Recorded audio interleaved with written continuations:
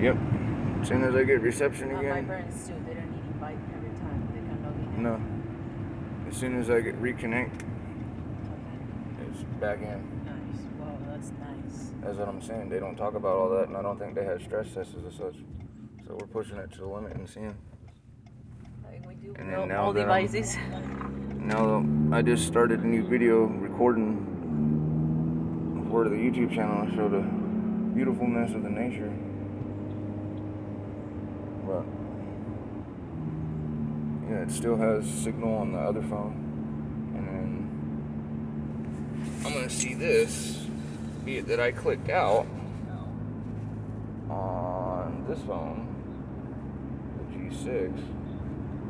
I'm gonna turn the Wi-Fi on, jump onto the Wi-Fi of this, and go into the app and see if the feed stays relevant, right?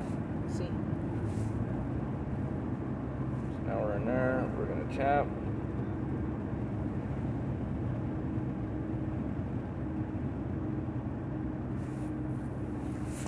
And I still have no signal.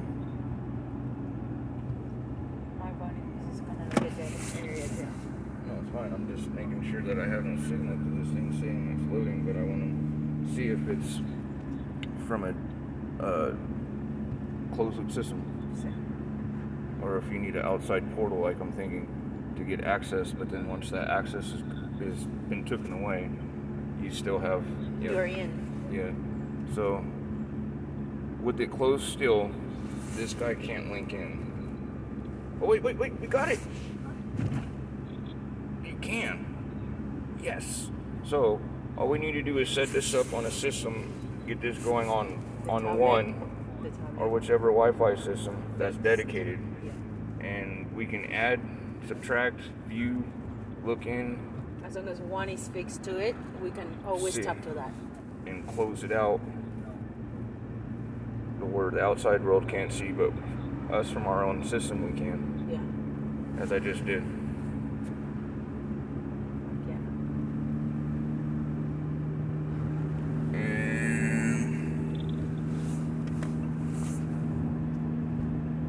still no signal. So yeah. Yeah, I don't have no signal here, cell phone. But I'm just saying, still no signal, so it's through the closed loop. Dropped. It's through a closed loop system.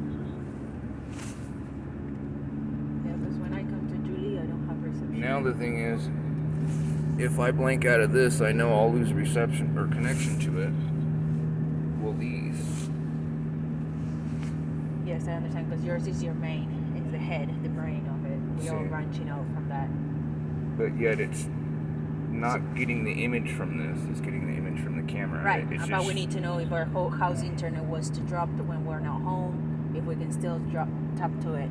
If I drop this internet, then it'll stop the feed to these guys. Yeah. That's why you got to go in, change the Wi-Fi feed to one of these. Which actually all we got to do is that Apple phone that's been underneath my seat for the last couple of years, sitting rolling around. We just charge it up, duplicate what I've done here, put the hotspot. I don't know, because it's Apple. I don't know if that should have worked on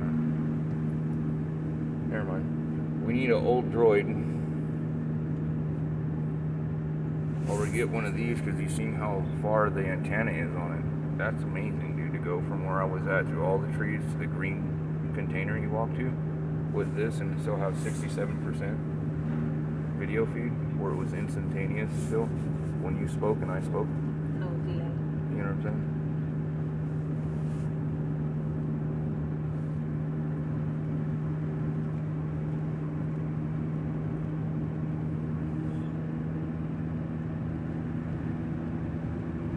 So yeah, so we just got to get one of these, which the easiness of that is just putting a SIM card in this, giving it where it has portal-way like this to the outside world, so the hotspot program that I put in there and jailbroke it for can be used, because I tried to use it on yours, the prepaid thing, but it won't let me do it, but it's on there. That's on this, that's on this. Then I have the SIM card of Metro that it used to go to that. We can put it on, even though it don't have service. Like you're saying, it would still search, right? See. Yeah. But I'm saying you need to put the one that allows you to go out in this. Turn it on, get it like this, and pop the SIM card out, which would kill the outside doorway, but would keep the inside doorway in because it doesn't stop its functions. It would keep it running. Put the clip back in. It's just a hypothesis until we do it. But we put the clip back in and we see if we're able to have the loop still up so we can connect all the phones and all that kind of stuff. And if we want an outside doorway, it would need a SIM card in it, and we link to it with Wi-Fi so it can do a hotspot and so forth, like the ones that have one in it. But since it doesn't have that ability.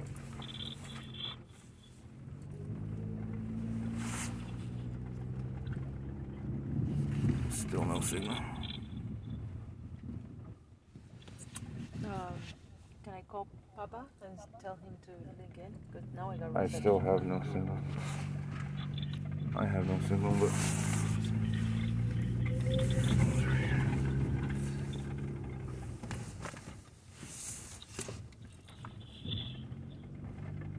up at the top when we're coming down, I got signal and so forth, but over here I don't. Oh man.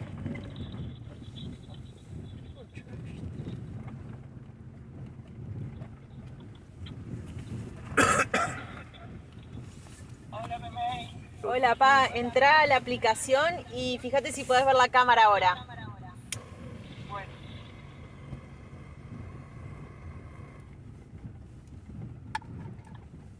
Tendrías que poder ver el bosque.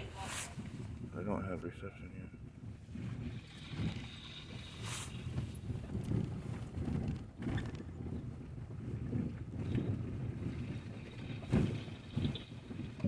They just got done cleaning all this out, otherwise it was super thick.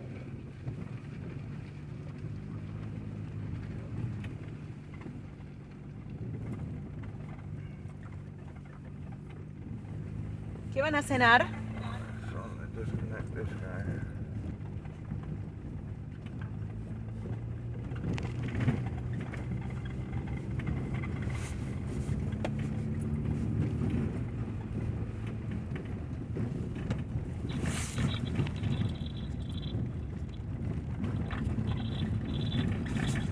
Bring my phone up here.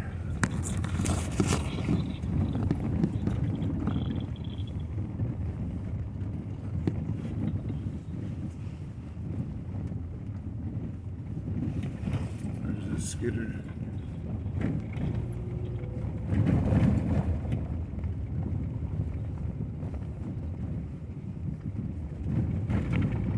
Agua.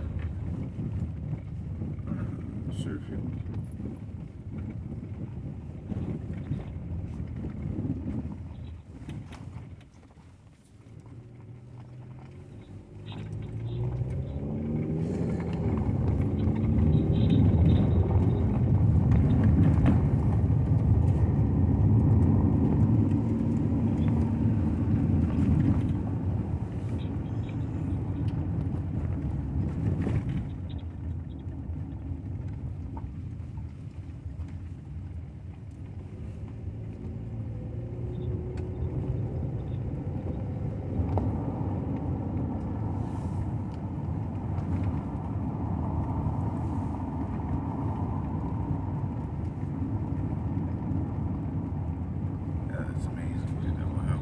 System that still has it, which means if you join Wi-Fi on yours, connect to that, then you'll be able to see.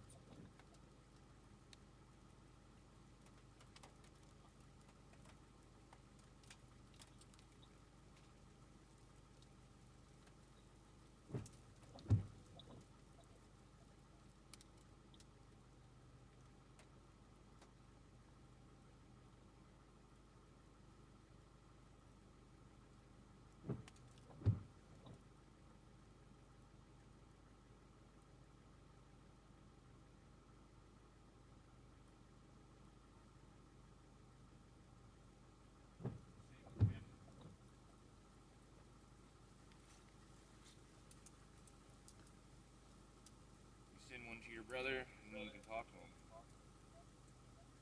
Send one to your parents, you can talk to them. Send one to the kids, my mom, you can talk to them. Visual walkie-talkie. Like fucking the Jetsons.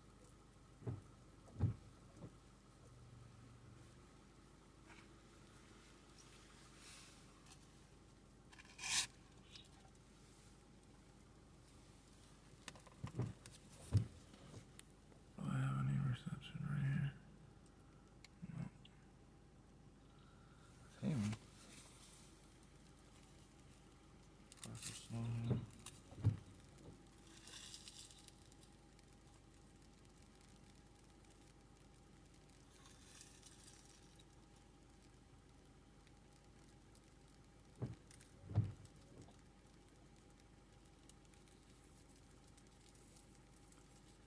B117 is more contagious and deadly. The other 4 strains have escape mutations to them, which immobilize the immune system. VP882 is the only way to defeat these things, man.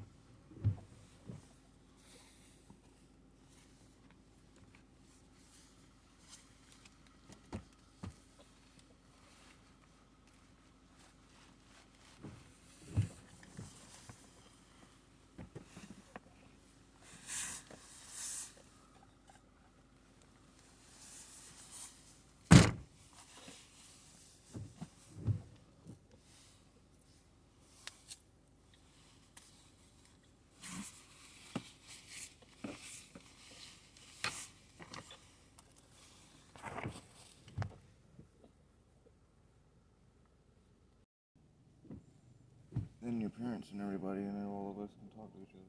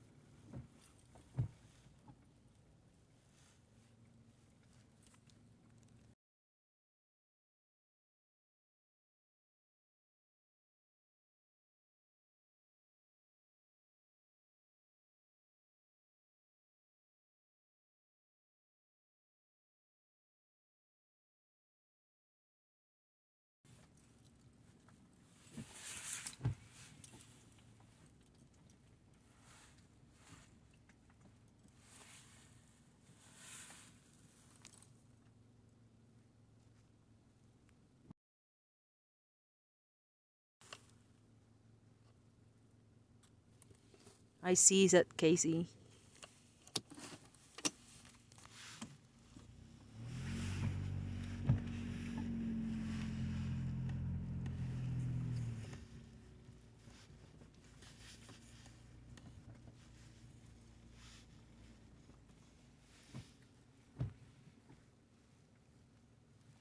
Beat rate.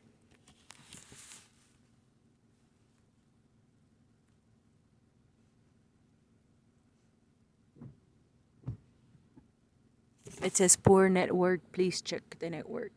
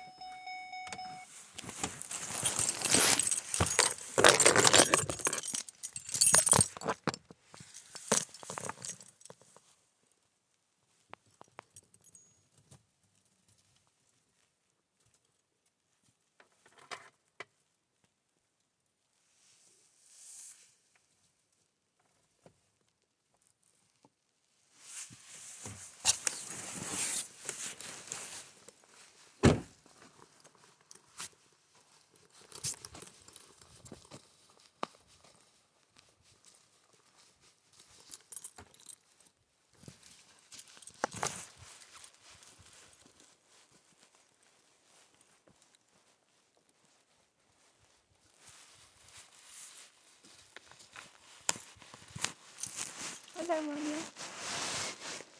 Hey, hola.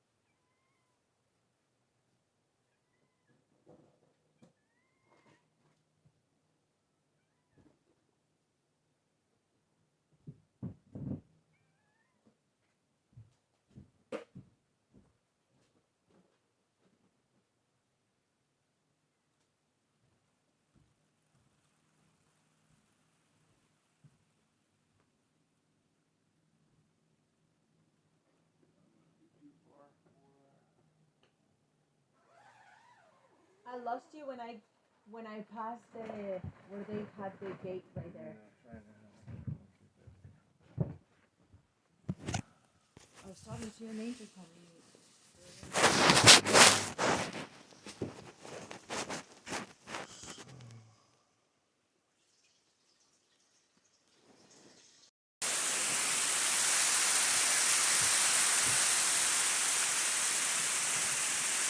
Get my rain jacket.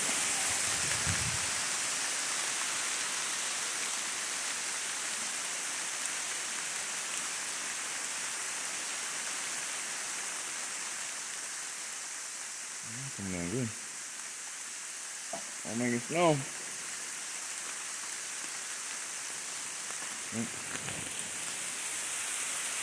Hire a break to get supplies and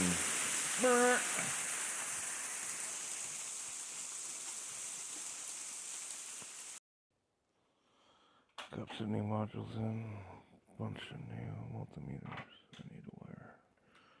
Shunts. I see the power going in and out, you know. Low voltage regulators, power coming down. Hopefully that doesn't fry the battery. This guy that she got will take a couple panels. Better not.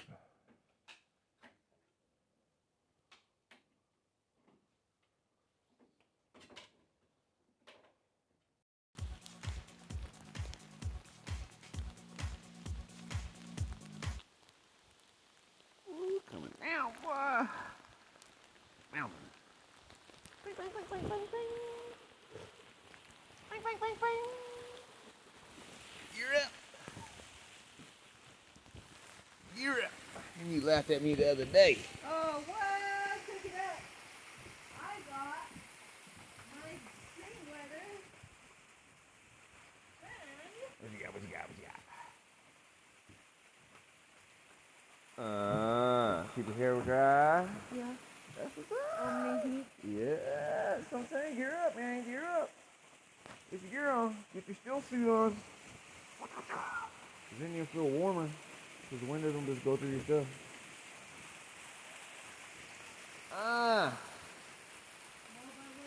Let's kick some music on and get it going.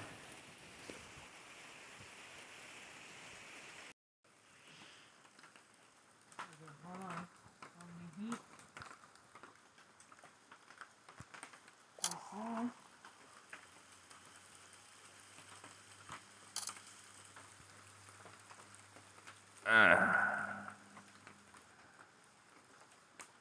Let's go, mushroom hunting.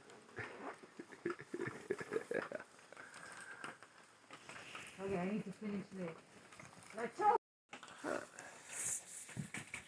Took all the boards down real quick, you know what I'm saying? And just put one across. I got a level, no draft. I'm gonna put the little things in between so they're in the air temperature. Just temporary. Maybe a week long temporary because it's going to snow all week. I'm thankful that. It's temp. There's a temp. Do a cool design the roof from, but this is her structure. So I just don't know. Alright, bone time. She pulled out the towels and stuff in the holes. I was like, what are you doing, dude? Yeah, you crazy? Can't let go of the tarp until we Look, that's straight tar, dude. Come on.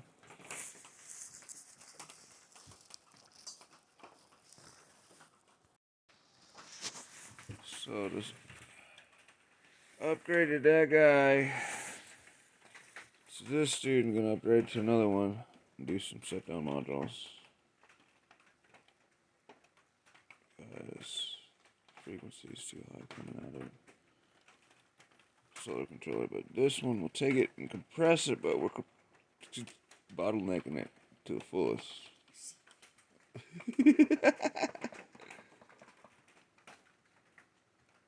Literally. Yeah, dosing, huh? Technology, you know, getting things See? that are a little step in the next generation of what we knew. You got them homemade bread house. I was like, mustard, orange, Marysville orange, a whole Marysville orange, capers, black olives, green olives, and green onions from the market, and 2 chicken breasts, garlic, salt, paprika, cumin. Yummy. I'm just gonna eat it with rice, and I'm gonna make these Eagle burritos. Burritos!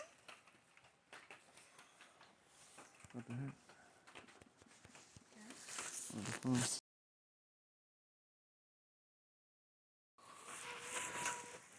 I got all these little thingies.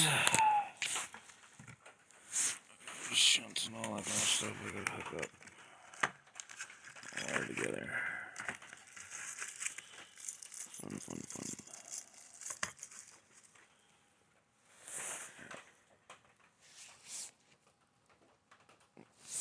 Long camera wave guides. Heavy side action.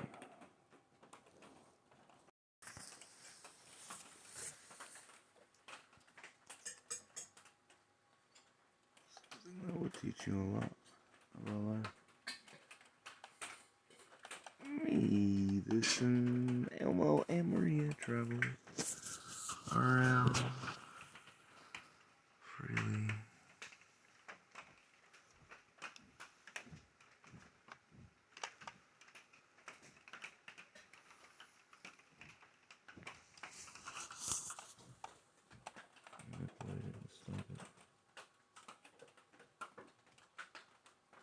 Strings attached, no magnets.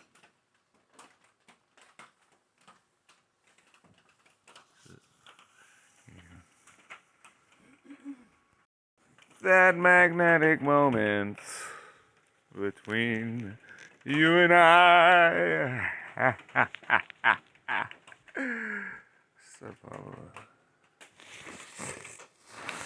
I was just showing, like I used to like try to get you to do, like the Keegley wheel, but me is magnetic braking, making it bounce, fluctuate with it.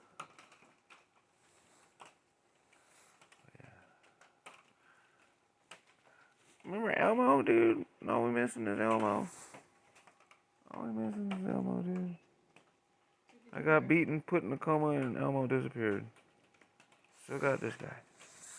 Still got each other.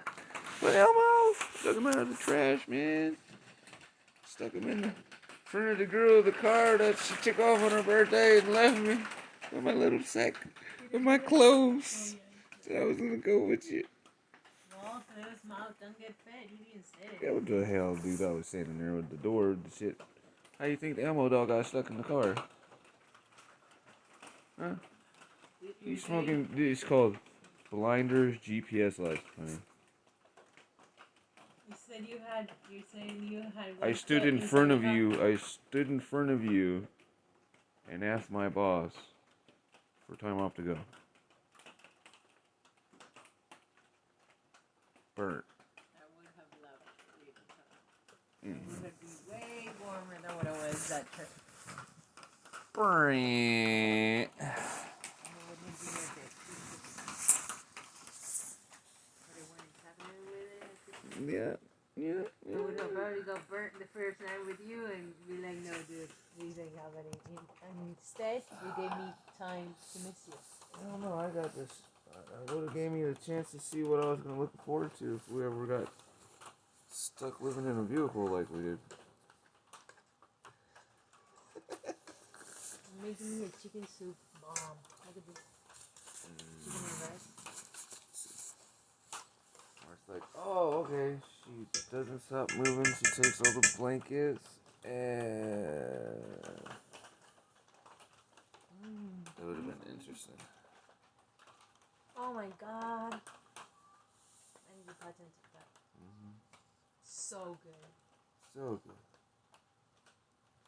So good. Shark Tank. Shark Tank, baby.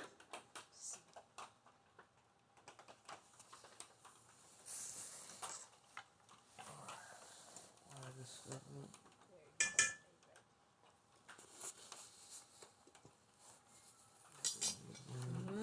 Look, last night you grabbed me so. Oh, like you became like a little beast there for a second. You grabbed me super tight. Yeah, like, and then you fell asleep. You did. I was like, all right, well, you still have it. It's just really dormant over there.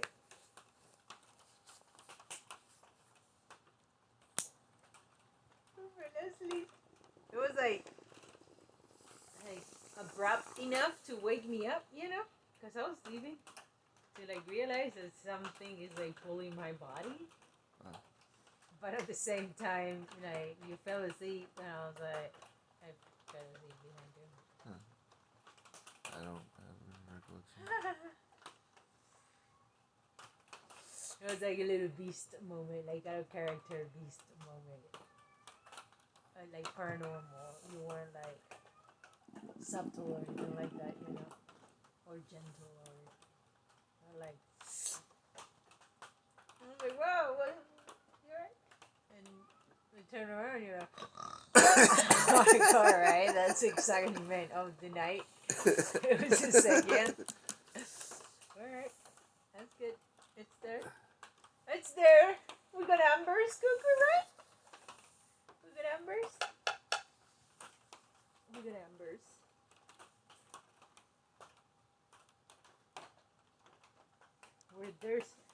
Where there's being fire, there's always Ambers. There's a Spanish saying, but it's like kind of translated like that. And when people want to justify going back with their exes and shit, they would say, where there was fire, there was Ambers or shit like that. So there's like,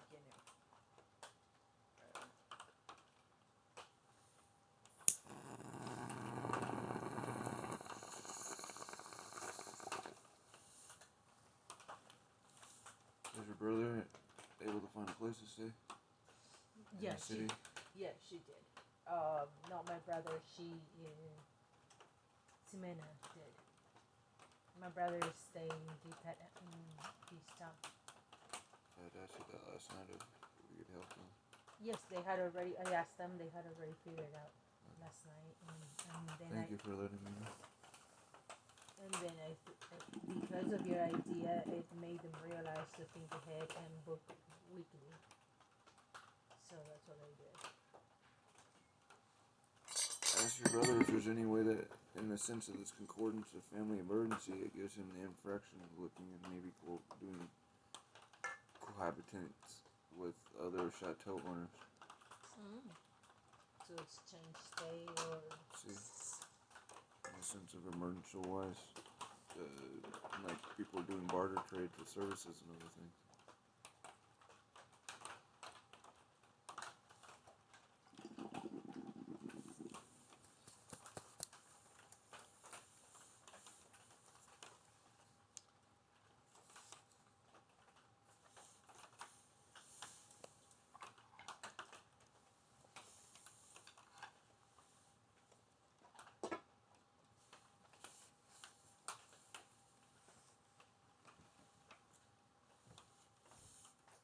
That's a great idea. It'll give people peace of mind knowing that they have work to tap in if they were to be away from home. See.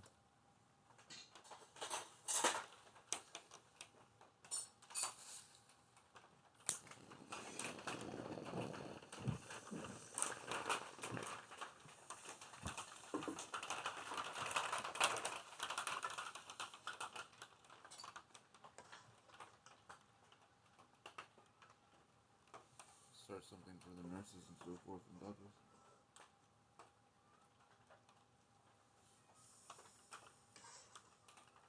There you go. Governmental backing and funding. Acknowledgement and get it pushed.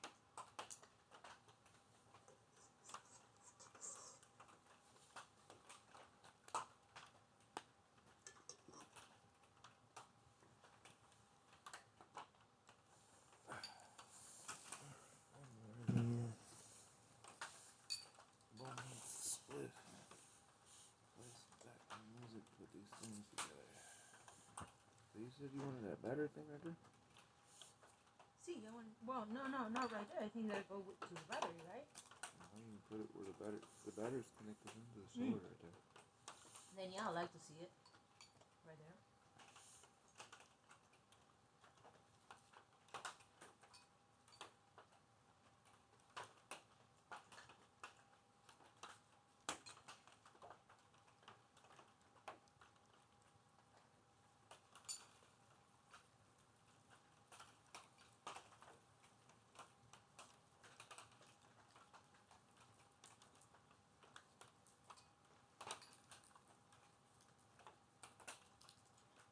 Thank you for cooking.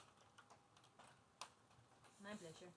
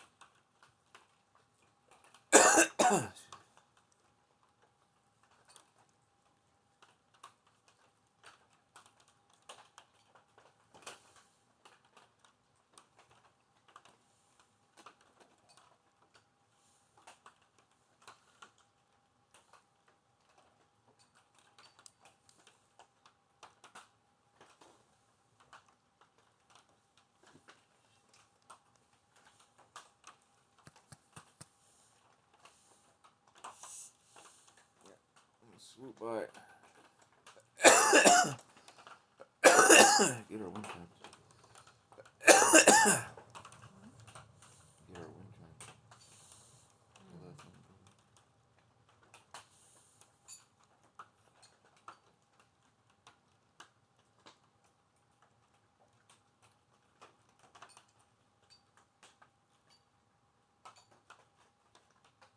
I don't think Sister's there anymore because I didn't see any. No, that's VIP. It looks like it's all the store. Yeah. No, that's VIP. I You need to go with that time. didn't see British Gen stuff or any No, of it no, on the that's windows. gone. I saw VIP there. I didn't see J and J's stuff either. Anything in the windows, it just all was. What about the third, the original shop? Nothing? Oh, wow. No, because I didn't get to see the third shop. I saw ours, I the didn't middle. see anything in the windows as it looked Oh. before, is what I was stating out of my mouth. Besides the paint job and so forth, there is no decals or anything that I'd seen other than VIP packs from one side to the other. Yeah, it looks kind of dark. 412 to 408.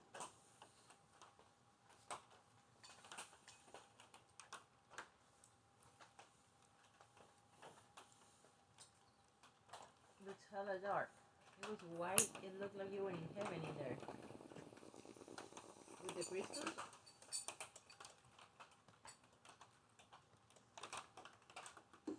That beautiful forest mural thing that was on there. Yeah, that was beautiful. Every kid loved it too. It was older than me. Right? I mean, somebody went to jail for it. Remember? I've never seen that shit when I was a little kid.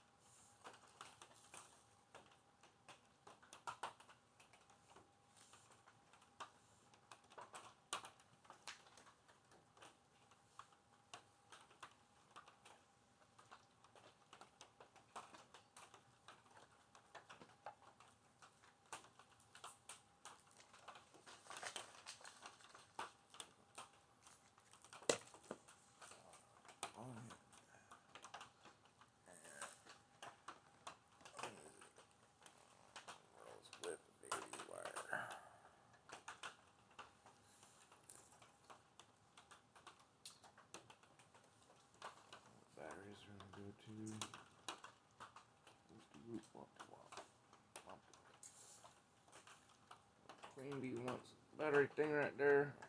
I won't say no to. That means we can move that over to there and have that simple thing right there. And it'll be less voltage having to push all the cables through there. 64 link. We're done with high frequency, all that counts.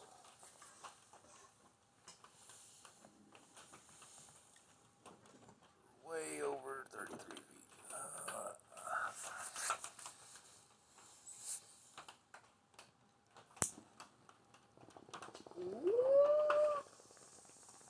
Little pocho.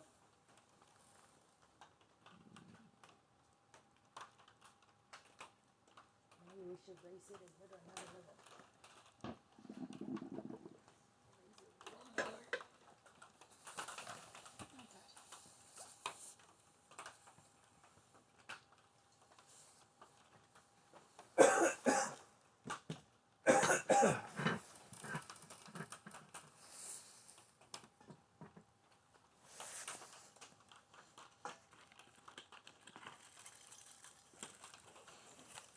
Burritos y sopa. ¿Queso? Sopa, burrito con queso y sopa de pollo. ¿El jugo? Sopa de caracol. Hey. Na na na na na na. Na na na. ¿El jugo? Jugo de pollo. No, yeah. El jugo Yeah. del pollo. Del pollo. You gotta change the order of the chicken juice. It's like juice chicken. We do Chicken, right? noun before. What is it? The chicken. The bird or something? They're both nouns in that case, right? Chicken and juice. They're both nouns. But anyhow, you know what I mean. I was never really good at the whole Yes, verb but no, that's noun. college schooling. I don't know. In whichever order you would say something in English, just say it backwards in Spanish.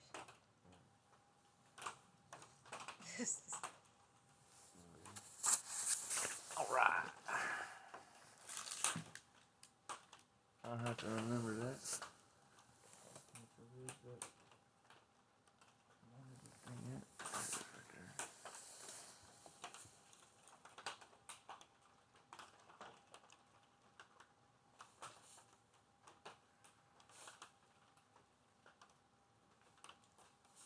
Oh, that's the other thing I forgot. Let me get eyeglass repair kit. The what? Eyeglass repair kit for excuse me, really small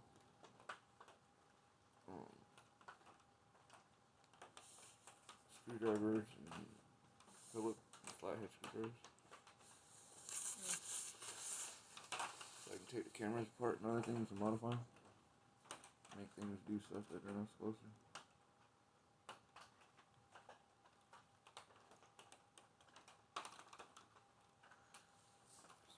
Like you were saying, man, I can't wait. I had the platform going. Oh, right there. And it's like, whoop, and like, whoop, and like, whoop. That's what building up to crescendo. City.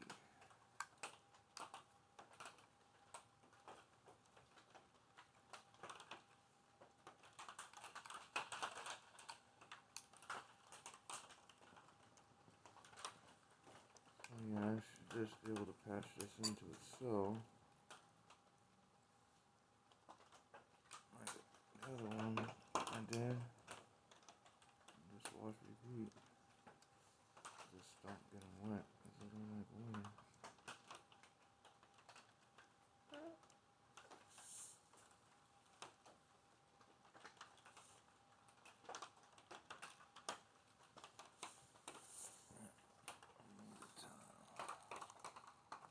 Anybody the other time?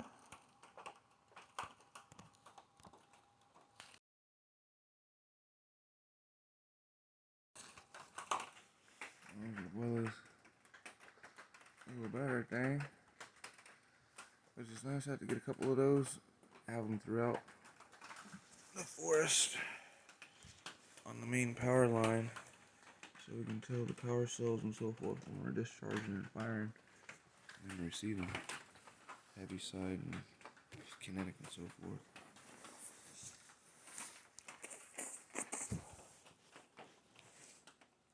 At a time where it would be 1800 watts.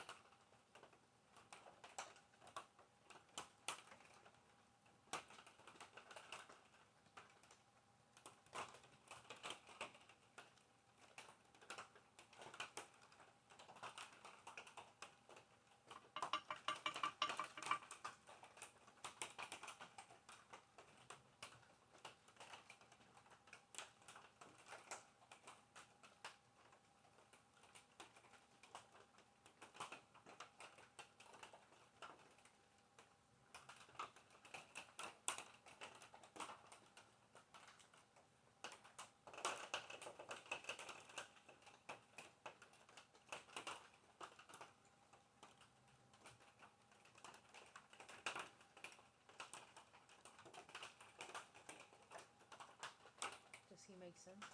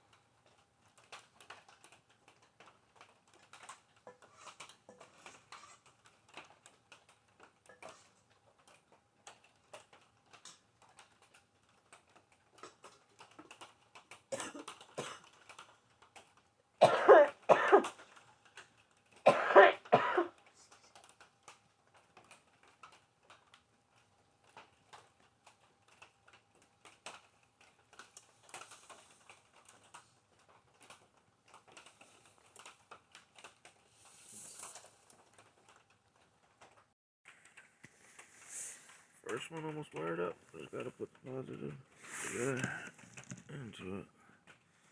Reconnect it. Wash, repeat a couple more times.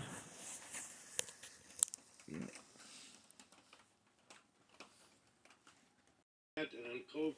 I think the COVID debacle has shown how broken our national healthcare system is. By that I mean distribution systems and so forth. So there's a lot of. But that's not where I mean. In every focus, I'll go back to damn focus groups again, Peter. In every focus group we do, everybody's got a personal story about healthcare. Everybody's got a story about prescription drugs or being denied coverage, or everybody's got a story in healthcare. That is the one constant in every focus group. That's what keeps people up at night worrying about their families, and so that's why I go there. Well, let me present both of you with this question, Peter from the Democratic side and Neil from the Republican. Both parties have challenges ahead of them. I mean, we tend to talk as though the election is over and, now we just play out the political field. But 2022 we're already starting to position ourselves for that. So between now and then, what are the challenges the Democratic Party is going to have to internally resolve? And that's for you, Peter, and then of course Neil, the same thing for the Republican Party. What is going to be their galvanizing strategies? Peter, you go. Yeah, sure. Thanks, Roy. Thanks for the question. It's good to have you as a friend. Yeah. An ex-friend. That's great. I mean, look, the problems for the Democratic Party are the things that we've seen happening, and it's going to be exactly what it always is. It's the progressive left versus the moderate middle, and the difficulty in this case is that the progressive left is going to push very hard, and the further that they push, it opens up the possibilities for the Republicans. The more that we're, as Neil said, healthcare is exactly where we want to be, and it seems to me that there are a series of issues. Environment probably, as Neil says, may have some problems in terms of getting consensus, but you'll get a pretty good consensus within the Democratic Party on that. And I think the more that they go in that direction, the better off they are. What I worry about is that we tend to take stray issues and they end up in the middle of our campaigns. I mean, defund the police was obviously something that couldn't have been worse.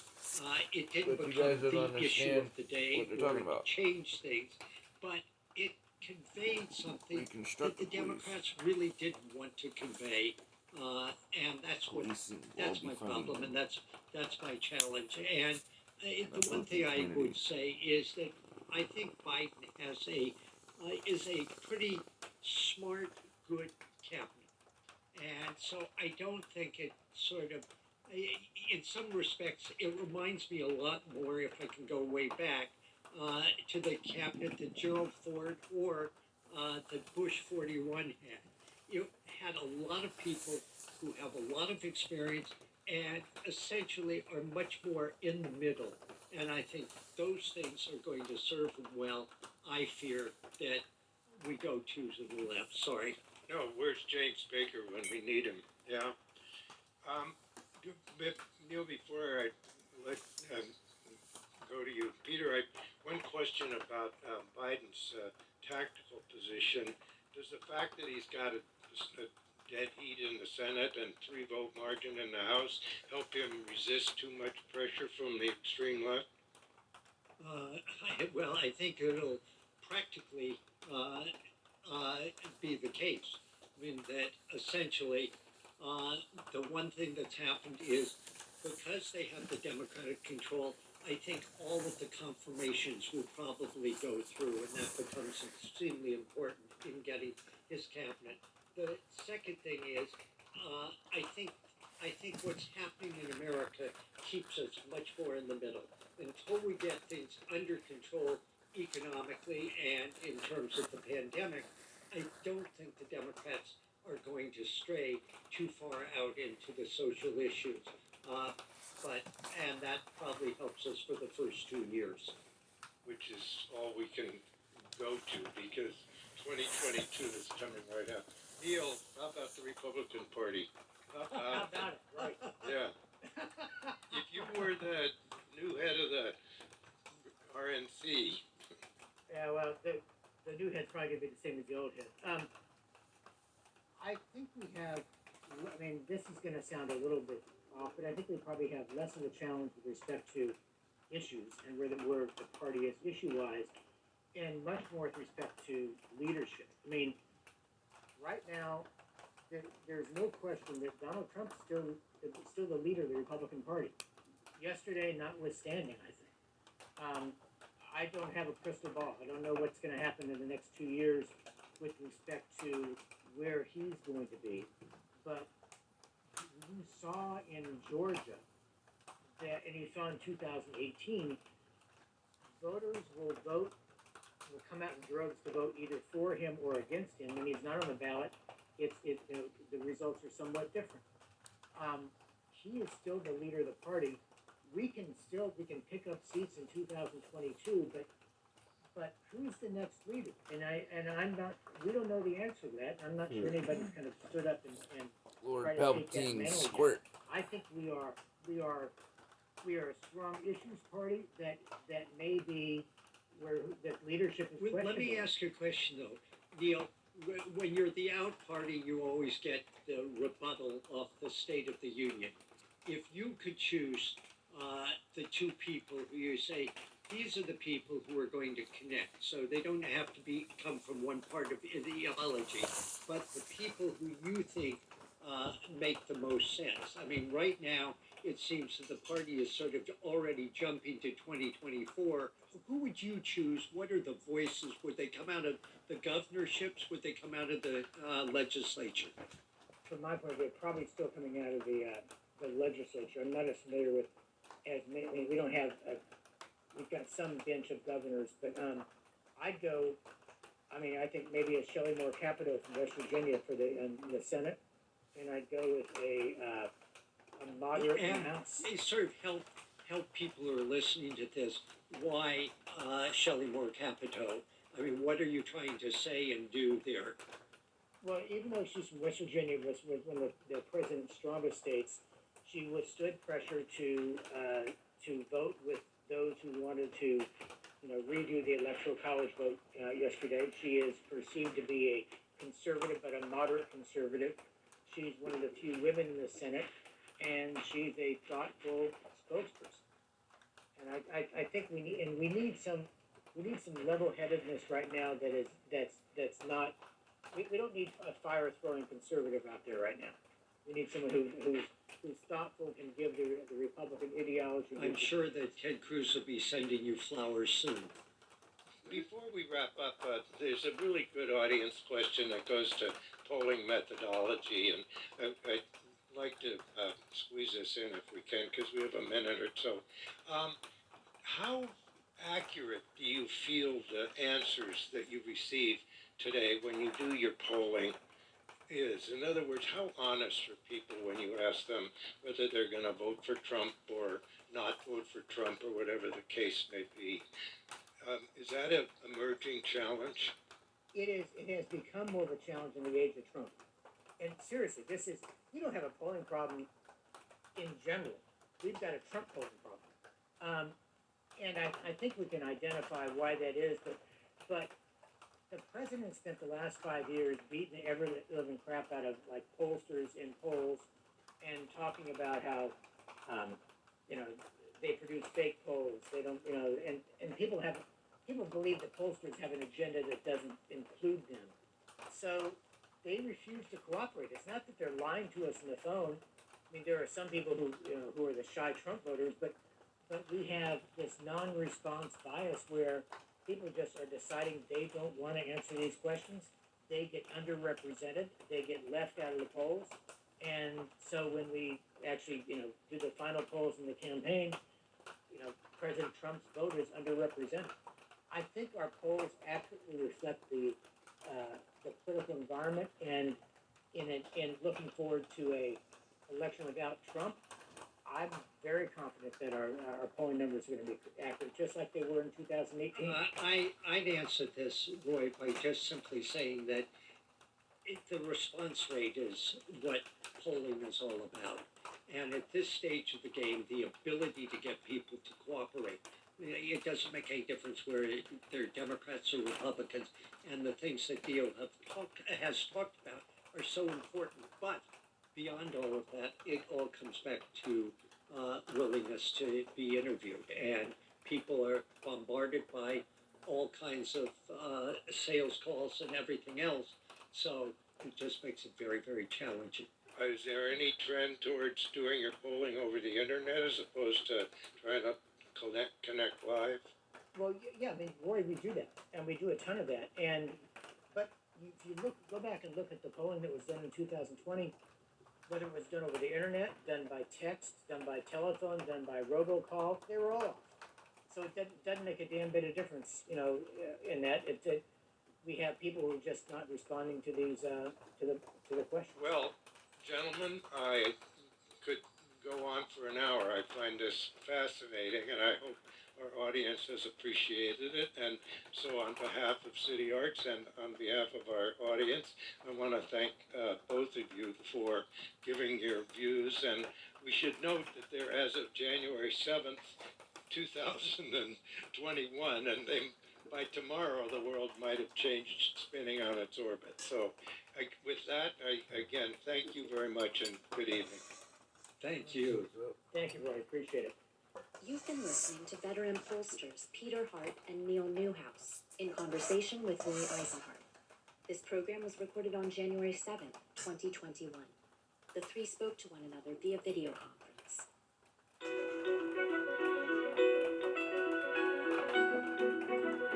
These broadcasts are produced by City Arts and Lectures in association with KQED Public Radio, San Francisco. Executive producers are Kate Goldstein-Breyer and Holly Mulger-Wallen. Director of Communications and Design is Alexandra Washkin. Production and Communications Assistant is Juliet Gelfman-Randazzo. The Post-Production Director is Nina Thorson. The Sidney Goldstein Theater Technical Director, Steve Eckert. House Manager, Lucy Faulkner. The recording engineer is Jim Bennett. Theme music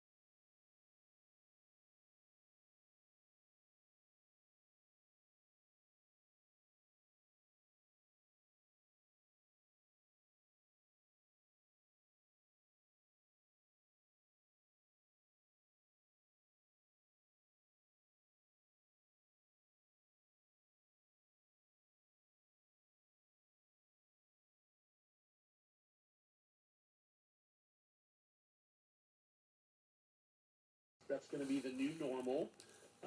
And the Supreme Court order says they can do it in virtual format.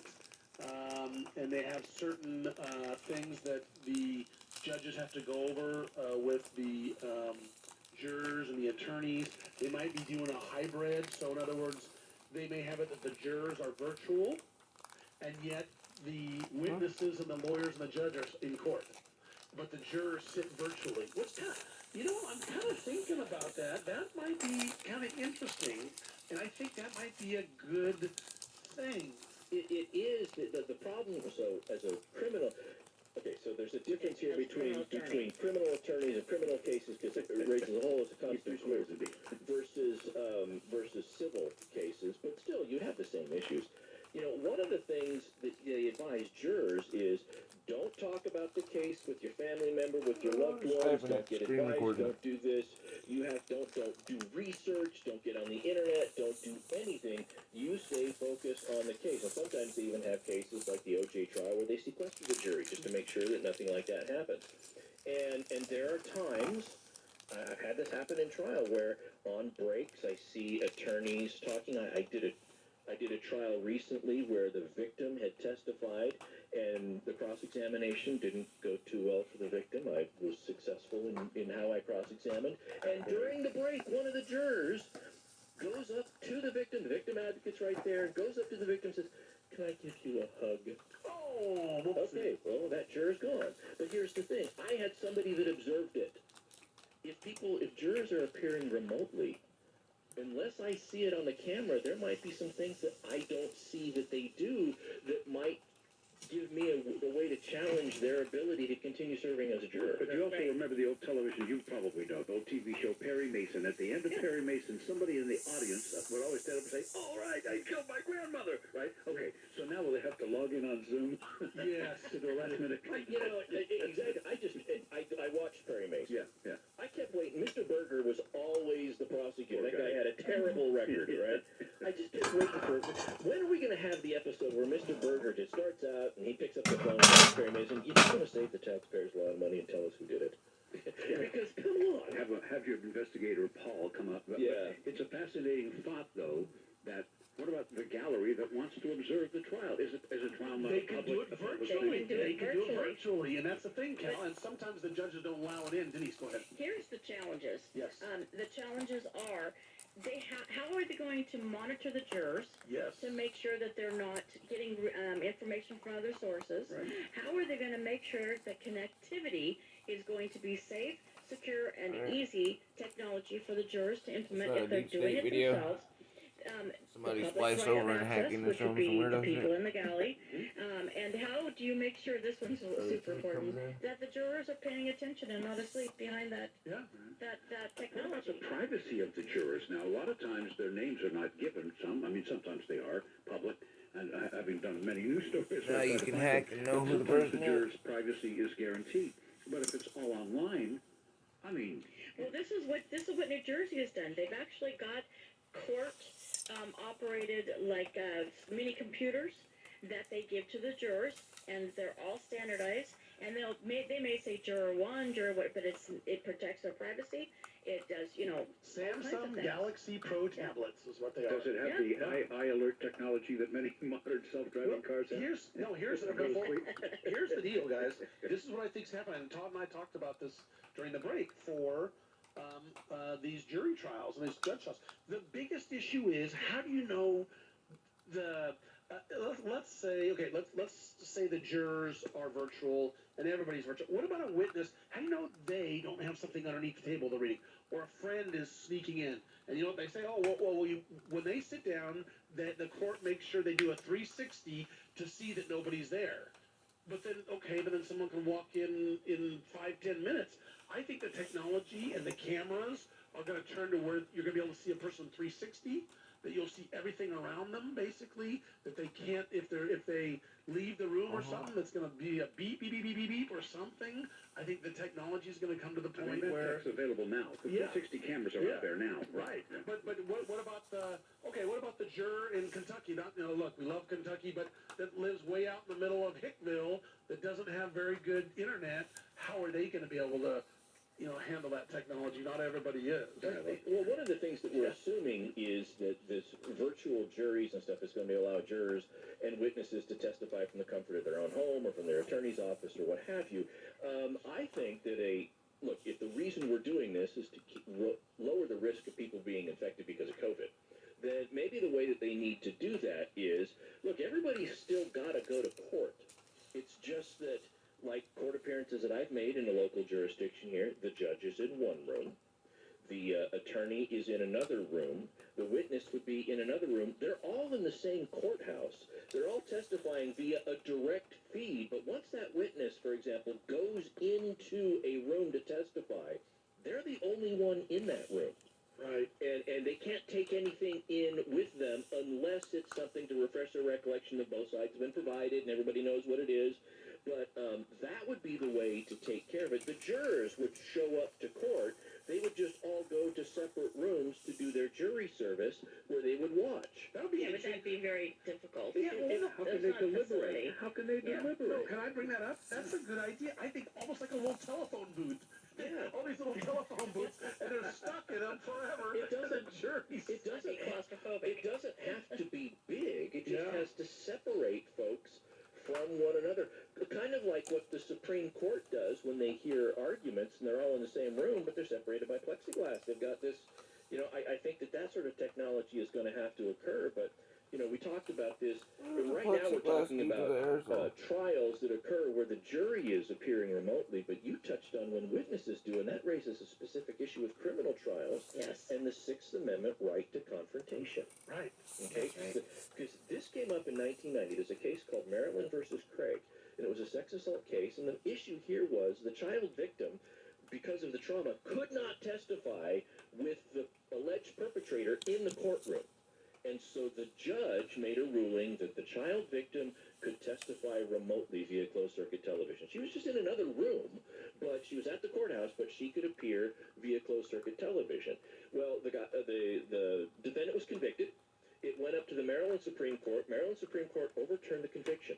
Violation of the Sixth Amendment. Right. Then it went to the U.S. Supreme Court, and in a 5-4 decision where the conservative justices dissented, Sandra Day O'Connor wrote the opinion on behalf of the remaining judges. 5-4 decision, they said that the right to confrontation is not as absolute as requiring always and to be there. And they said in certain circumstances, this procedure is appropriate. They reinstated the conviction. They overturned the Maryland Supreme Court. Wow. Well, now we have a different makeup of our court. We're probably going to have a lot more challenges to this, given how this works in practice, trying to cross-examine somebody remotely. This last year, I had an opportunity to cross-examine somebody in a trial, a criminal trial, and then cross-examine the same person on the same issue in a civil matter, and I can tell you it was night and day. Yeah, the criminal one you're able to do live. Exactly. And the other one virtual. The other one was virtual. It's very difficult. I think if the court's presented with this, we may see challenges, and with the different makeup of the court, maybe we're going to see a different opinion about whether or not it violates the Sixth Amendment. I don't know, but it wouldn't surprise me if the issue came up. I think that we're going to look to New Jersey as a model for how to set this in. They have different phases of getting this up and going. The first phase, they're going to do trials based on single issues. Small trials. Very small trials, maybe one defendant, one plaintiff, that type of stuff, and get it up to going and see how it goes. And then and people will be able to consent or not consent to that phase. But phase 2 then is now mandatory. So they're setting into place, and they're trying to get the bugs worked out. So I think we're going to look at New Before Jersey. I think you're right. The interesting thing that Todd brought up, too, is we're going to hear a lot of interesting things during this time period. Leaving their microphone on and walking around the house talking to themselves. There's going to be a lot of that going on. Look, yeah, we covered the Durst case where he had a hot mic and he was going to the bathroom and said some things. If you ever find yourself, whether as an attorney or as a witness in one of these virtual trials, make sure your audio is turned off before you say anything not on the stand. Well, we're going to come back and talk a little bit about The Shining, the movie, how it applied in a courtroom. That's very interesting. And then we're going to have another case or no case. We'll be back for hour number 3. Traveling from South Africa after a new variation of the coronavirus from that country has begun to spread around the globe. The administration also reinstating a ban on almost all non-U.S. travelers from Brazil, UK, Ireland, and 26 European countries former President Trump sought to cancel. ABC's Andrew Dimbers. Indianapolis police looking for a mass murderer. 5 people shot dead at a house. Police Sergeant Shane Foley says a pregnant woman was among those fatally shot. One of the individuals was pregnant and transported to an area hospital. Despite the best life-saving efforts provided by medical staff, both the female and the unborn child did not survive. Authorities say this was no random attack. The killings appear isolated to the family and the house where the killings occurred. Super Bowl 55 is set. The defending champion Kansas City Chiefs dispatched the Buffalo Bills 38-24 in the AFC Championship game. They'll meet the Tampa Bay Buccaneers, who downed the Green Bay Packers 31-26 for the NFC title. The Super Bowl You're listening to ABC News. South Africa is closing up their 50 great years, but not before a great big co-op. Hurry and save up to 70% on all kinds of party and decoration supplies, including spring silk flowers and Easter restrictions on international travelers coming into this country. That includes a new ban on non-Americans coming from South Africa, where a dangerous new strain of COVID is spreading fast. Public health officials are in a race to get more people vaccinated before these more contagious strains spread widely. But many states say they're close to running out of a vaccine. In a startling claim today, the new CDC director admitted she does not know how many doses the federal government even has. We'll get to that in a moment, but we begin tonight with Shaquille Brewster in Chicago. In a dramatic effort to contain the spread of new COVID-19 variants, President Joe Biden is set to impose a travel ban on most non-U.S. citizens entering the country who have recently been in South Africa, where a new, more contagious strain of COVID is spreading widely. Biden will also reinstate an entry ban on nearly all non-U.S. travelers who have been in Brazil, the UK, Ireland, and 26 other European countries. That ban, in effect since March, was rescinded by President Trump just days before his term ended. We're in a race against these variants. The virus is going to change, and it's up to us to adapt and to make sure that we're staying ahead. Health officials are extremely concerned about the South African variant, which is 50% more infectious and has been detected in at least 20 countries, but not yet in the United States. It has not come up on any of the surveillance, but we need to expand greatly our genomic surveillance. The UK variant, already detected in at least 20 states, may not only be more infectious, but also potentially more deadly. We need to assume now that what has been circulating dominantly in the UK does have a certain degree of increase in what we call virulence, namely the power of the virus to cause more damage, including death. And even with the rollout of the vaccine, experts say this is not the time to let down our guard. Certainly a travel ban on top of other restrictions such as testing and a mask mandate give us the most protection possible. And Shaq joins us now from Chicago's O'Hare Airport. So Shaq, Easter. when will this new travel ban take effect? You chuggled it, dude, chuggled it. Okay, the White House official was telling NBC News tonight that those restrictions on travel from South Africa are expected to be in place by Saturday. Okay? All right, Shaquille, thank you. The other big challenge, vaccine distribution. States across the country this weekend forced to cancel vaccination appointments as demand is far exceeding supply. The new head of the CDC today said she does not know when more will be arriving. Kelly O'Donnell reports from the White House. Tonight, vaccine anxiety, confusion and concern voiced by several governors and top health officials. The current supply crunch is the one that I'm most worried about. The scale of that supply crunch is a big unknown for the new director of the CDC. I can't tell you how much vaccine we have, and if I can't tell it to you, then I can't tell it to the governors, and I can't tell it to the state health officials. White House Chief of Staff Ron Klain pledged a new level of accountability. We're going to take responsibility at the federal government. We're going to own this problem. We're going to work closely with the states. They are our key partners in getting this done. The COVID crisis is now on President Biden's watch. Today he paused for prayer, attending Catholic Mass in Washington, while in New York, Senate leader Chuck Schumer said he pressed the White House to take urgent action. The state needs to know, the city needs to know what to expect in terms of supply so they can set up the distribution system, and they need to get more vaccines.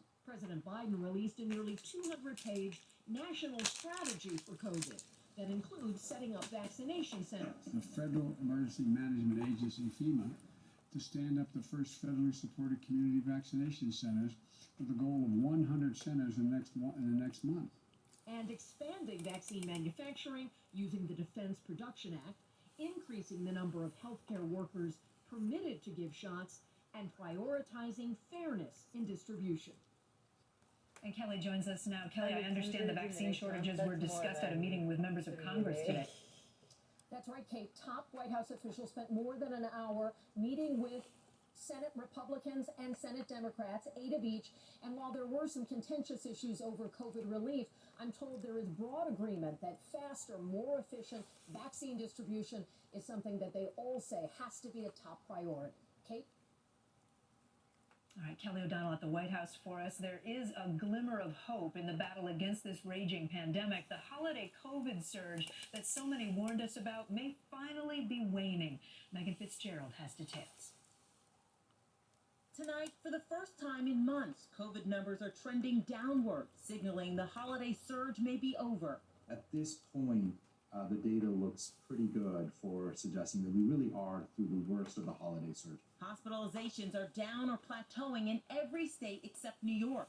Over the last week, the number of new infections dropped 20%, even while testing stayed steady. In California, the positivity rate is down nearly 4%. Because everybody's asymptomatic. And in Illinois, daily new cases decreased by a third in the last 2 weeks. Health experts say this new trend is happening because the public is listening. People have been careful. There's good data that people are avoiding gathering, and the amount of activity people are engaging in has lessened. I think the future, especially as we get into late spring, summer, is much, much brighter. And while deaths are a lagging indicator, the nation did just record its second deadliest week. And in some states, the battle rages on. South Carolina now reporting a 25.4% positivity rate. Alabama hitting their highest number of deaths in a week. But it's worth remembering, we still have a very high number of infections across the country. These changes are really just in the last couple of weeks, so we have to pay attention to see if they're sustained, and we really can't let down our guard yet. While there is hope the pandemic is ending, for some families, the nightmare lives on. Lacey Brown lost her mother, Rhonda, in December.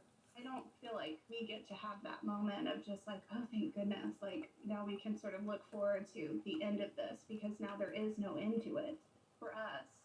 Because this is always going to be a part of our lives now. The fact that she got it and she died. A reminder that the pandemic will be with us for some time. And Megan joins us now from Los Angeles. Megan, are health experts in any way connecting the vaccine to the downward trend that we're seeing? No. Okay, experts say right now the vaccinations themselves aren't a contributing factor, but they say we could see the impact of these shots as early as next month. Kate? Megan, thank you. To politics now and plans for the impeachment trial of former President Trump. Monica Alba joins us with the next big step happening tomorrow. Monica? That's right, Kate. Speaker Nancy Pelosi is expected to send over that single article of impeachment for inciting the insurrection at the Capitol over to the Senate on Monday evening. That sets the stage for the trial to begin February 9th. Democrats would need 17 Republican senators to join them in order to convict former President Trump. But some GOP lawmakers are already indicating that's unlikely. Florida's Marco Rubio today calling the trial stupid and counterproductive, while others, like Trump critic Mitt Romney of Utah, have said that the process is constitutional. Notably, Senate Minority Leader Mitch McConnell has not...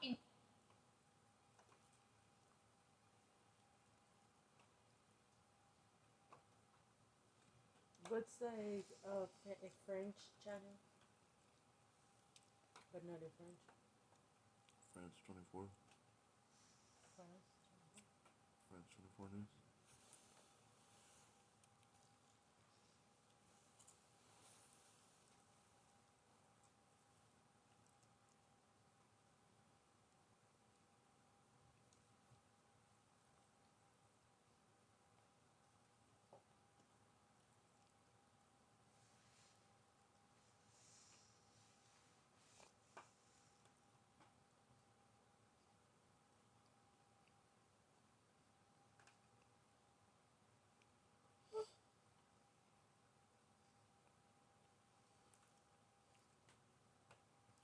pretty good.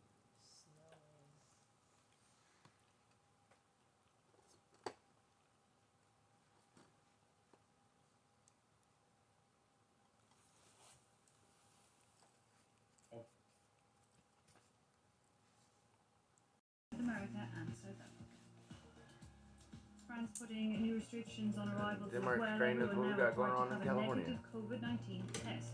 The country's scientific advisory body says it is an emergency and that more needs to be done fast to stem the spread of the virus.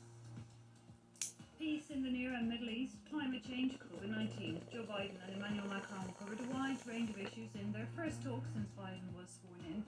The White House saying Biden stressed his commitment to bolstering the transatlantic relationship.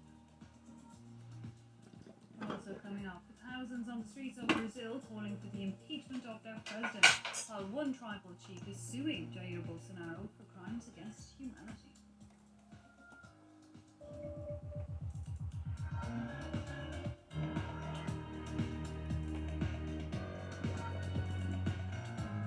You're gonna make Portugal into a spaceport. I mean Brazil and Portugal and Spain. Windows were smashed, there were riots, looting, and a COVID-19 testing centre set on fire. In the Netherlands, protests against a curfew turned violent on Sunday. The curfew, which runs from 9 p.m. to 4:30 in the morning, was put in place as a measure to slow the spread of COVID-19. The Dutch government also announcing a ban on flights into the country from a number of areas and reduce the number of guests allowed in people's homes to just one. Catherine Yed takes a look at the reaction to the curfew. Looted stores, burning cars, clashes with police. This Sunday, across the Netherlands, hundreds of people took to the streets to protest against the introduction of a curfew meant to help slow the spread of the coronavirus and the new, more contagious UK variant. On Sunday, police in Amsterdam used water cannons to disperse the crowd at a prohibited anti-lockdown demonstration. More than 100 people were detained for throwing rocks and fireworks during the rally. The reason for this outpouring of anger, it's the first time since World War II the Dutch are subject to a curfew. Ik ben het niet eens met het beleid dat op dit moment gevoerd wordt in Nederland. Vrijheidsbeperkingen. We gaan echt in onze angst de verkeerde kant op. Tell us what to do. Maar heel erg de verkeerde kant op. Violence broke out as soon as the curfew came into effect on Saturday evening. Protesters set a COVID test center on fire in Urk, north of Amsterdam. The Netherlands has been in a tough lockdown since mid-December that is due to last until at least February 9th. The country's parliament narrowly approved the curfew in a vote last week, amid fears the UK variant of the virus was about to cause a new surge in cases. You guys thought your Denmark thing by killing your minks and it spread here. At 6 p.m. in the evening. While it has shown some signs of helping, it may not, though, be enough to avoid a third lockdown in the country. The president of the Scientific Council set up to advise the government says there is an emergency and a necessity to move fast. France also put in some new measures over the weekend. Anyone arriving at the country's airports, including from other EU countries, must now have a negative PCR test to enter. Cases of COVID-19 continue to spiral upwards, while the rollout of the vaccinations is slower than hoped. Authorities in Europe admitting that the initial aim of getting 70% of the adult population immunised by the summer is now unlikely. Catherine Kadir-Clifford reports. Production problems and delivery delays. Europe's seen an increasing number of setbacks when it comes to distributing its COVID-19 vaccine in recent days, just as the new variants are hitting hard. The president of the European Council, Charles Michel, said the bloc would be putting legal pressure on pharmaceutical companies to respect their contracts. Il est certain, et c'est un point très ferme que je veux exprimer au nom de l'Union européenne, que nous entendons faire respecter les contrats qui ont été validés par les firmes pharmaceutiques. Comment? Et nous entendons essayer de la transparence également, en utilisant tous les moyens juridiques dont on dispose. It comes a week after Pfizer announced a slowdown in production in order to alter its vaccine manufacturing process. Over the past few days, France has received 200,000 fewer doses than planned, while Italy has had to reduce its daily vaccinations by 2/3. Meanwhile, the AstraZeneca laboratory has announced a 60% reduction in its deliveries to the European Union during the first 3 months of this year. These new issues are piling up on top of existing problems around the vaccine for Europe. Les États-Unis, dès février, ils ont commencé, 2020, ils ont commencé à financer l'achat de vaccins. Ils ont mis plus de 10 milliards de dollars dans cette opération. L'Union européenne est arrivée plus tard, à l'été 2020, et avec 4 fois moins de financement. Donc on n'a pas du tout une politique de préparation aux crises qui est de l'ampleur de celle des États-Unis. The European Union is also asking for more clarity from laboratories after countries struggled to extract a 6th dose from vials of its vaccine. BioNTech announced it will supply 50 million specialty needles at no profit to make up for the problem. Just a little earlier, France 24 spoke to Anne Moore, a scientist and expert in vaccine immunology. We asked her how long she thought it might take for vaccine deliveries to get back on track. It's going to be a little bit difficult if there are issues in the technical issues of being able to produce enough vaccine. And I think this is particularly true for the AstraZeneca vaccine, where it is the first time that this vaccine has been produced at such high amounts by probably new facilities that are being set up, very recently to produce this vaccine. I think with the Pfizer-BioNTech vaccine, it does seem to be a temporary delay while they're upscaling their facility in Europe. So I think Pfizer-BioNTech will get back on track pretty quickly, but it's difficult with the AstraZeneca one at this point, the little we know, to know how quickly we can get over it. And, if the vaccine isn't made, the vaccine isn't made no matter how much you bang on the table. If there are problems producing it, I'm sure people are working hard to rectify that. But until those issues are overcome, you can't do a huge amount.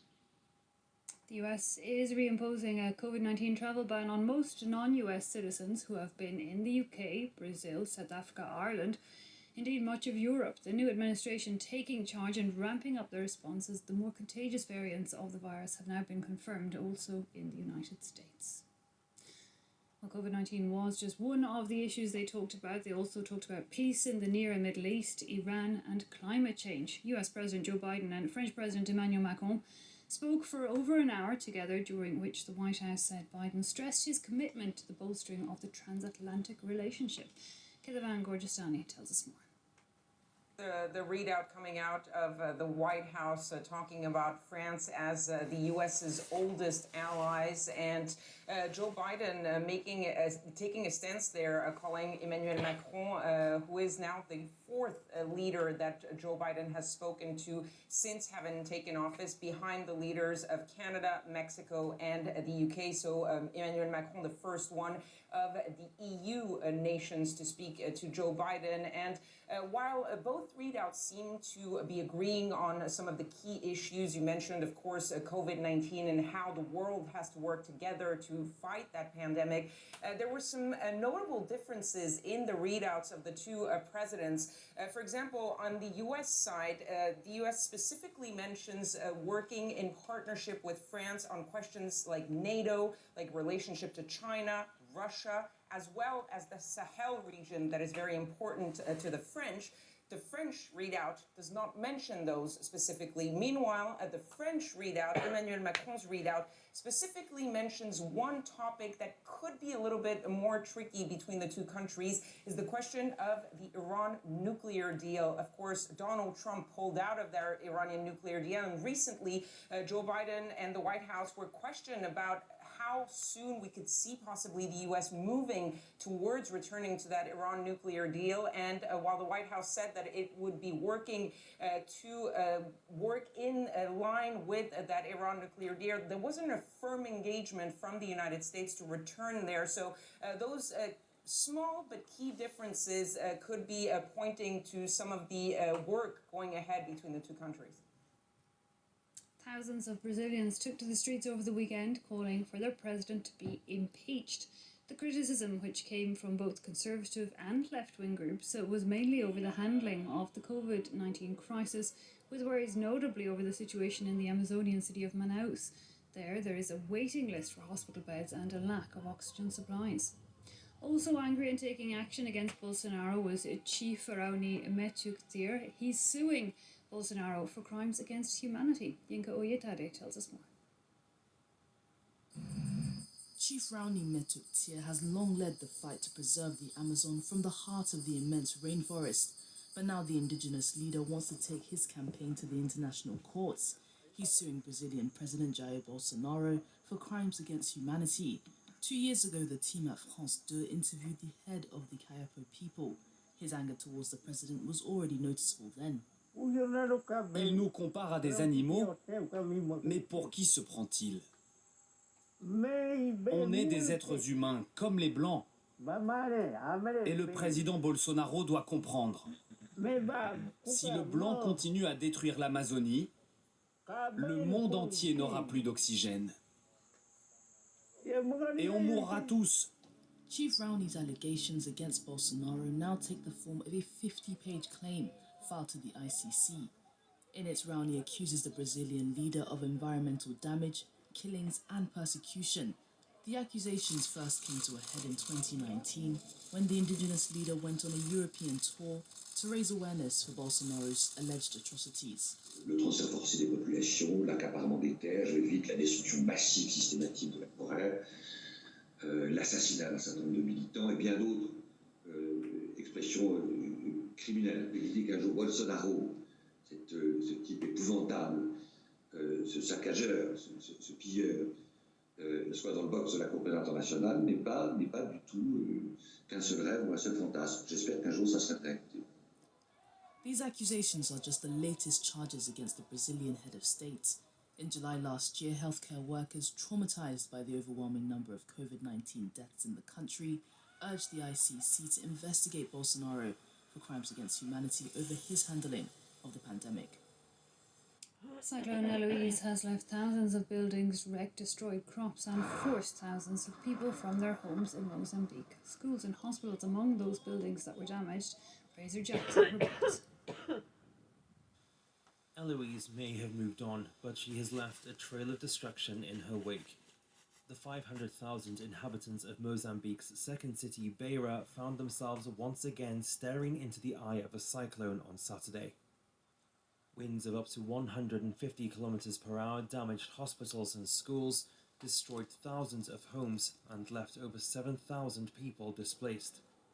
We have been kind of lucky that the speed of the wind has not been as high as we were anticipating. However, there have been a lot of water on the ground. So the floods has been there, and the telecommunication system has been disrupted. In March 2019, Beira was battered by Cyclone Idai. That disaster killed several hundred people and displaced over 100,000. Saturday's Cyclone Eloise has since been downgraded to a tropical storm and is moving southwards over Botswana, South Africa and Zimbabwe, where at least 3 people have been swept away by flooded rivers.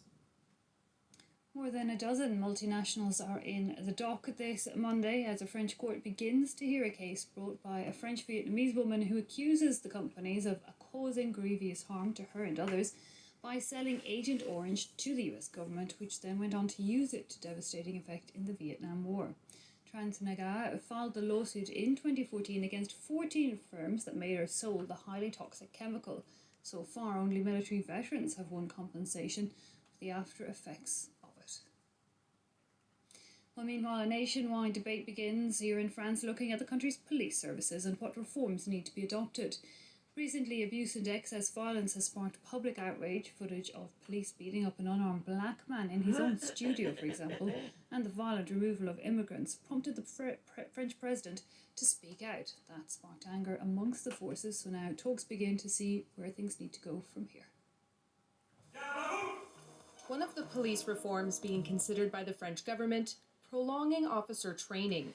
In 2015, training for new agents lasted 12 months. But it was scaled back to just 8 months after that year's terror attacks. Following the attacks, the objective was to shorten certain trainings so as to recruit and deploy an additional 10,000 officers. Unfortunately, the quality of recruitments and trainings deteriorated as a result. Another issue, new, inexperienced officers being assigned to difficult sectors. To address this, authorities are considering deploying more experienced agents for street patrols. Ensuring officers wear body cameras has also been proposed. Such cameras attached to officers' vests could help people when filing complaints and dissuade police from inappropriate behavior. The Interior Ministry says that French police departments have more than 10,000 body cameras. 30,000 more have been ordered, but that's a far cry from the 150,000 that would be needed to equip every officer in France. Plus, many of the ones in use aren't up to speed. We have body cameras in our sector, but a third of them run out of batteries after 2 or 3 hours because we bought low-quality cameras. Meanwhile, the Interior Ministry has already pledged €1 billion to renovate police stations and upgrade police vehicles. You're watching Live from Paris. If you're just joining us, these are our headlines. Riots across the Netherlands protest against a curfew put in place as a measure to slow the spread of COVID-19. Shops were smashed and a COVID-19 testing centre set on fire. In other measures, flights from the UK, South America and South Africa have also been banned. France puts new restrictions on arrivals. Everyone now required to have a negative COVID-19 test. The country's scientific advisory body says it is an emergency and that more needs to be done fast to stem the spread. Time now for today's Focus Report, and it brings us to meet some of the pilots who, largely grounded due to COVID-19, are now either paying to fly or forced down a different career track. Air travel has dropped dramatically and the sector is not expected to return to its pre-pandemic strength for at least 3 years. How we're doing. Well, as you know, there's always going to be a lot of people second-guessing a lot of things. So here we are asking about vaccine distribution, and now I've got to ask you about vaccine skepticism. Hank Aaron's death. Robert Kennedy Jr. jumped on Hank Aaron's death because 18 days before he died, he was vaccinated. Here's Robert F. Kennedy's tweet. Hank Aaron's tragic death is part of a wave of suspicious deaths among elderly closely following administration of COVID vaccines. This was something Michael Osterholm warned about, a lot of people warned about, that the anti-vaxxers would take advantage of situations like this. How do you counter-program this?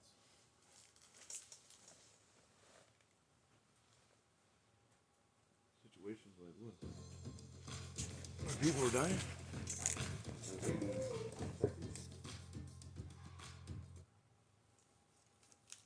You know, Chuck, it's a great point. It's a great concern. We have a lot of people who want to get the vaccine who can't get it, and why are we worried about the people who don't want to get the vaccine? Well, we have to worry about those people because unless we can reduce vaccine hesitancy, unless we can get all Americans to take this vaccine, we're going to continue to see COVID be a problem in our country. So we have appointed a task force, first of all, one focused on health equity.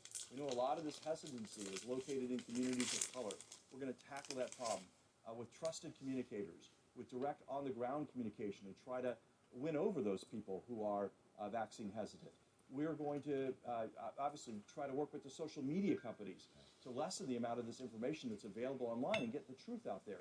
And of course, the president himself has tried to set the example. He got his vaccinations in public, so as did the vice president, to try to show people that the vaccine is safe and effective.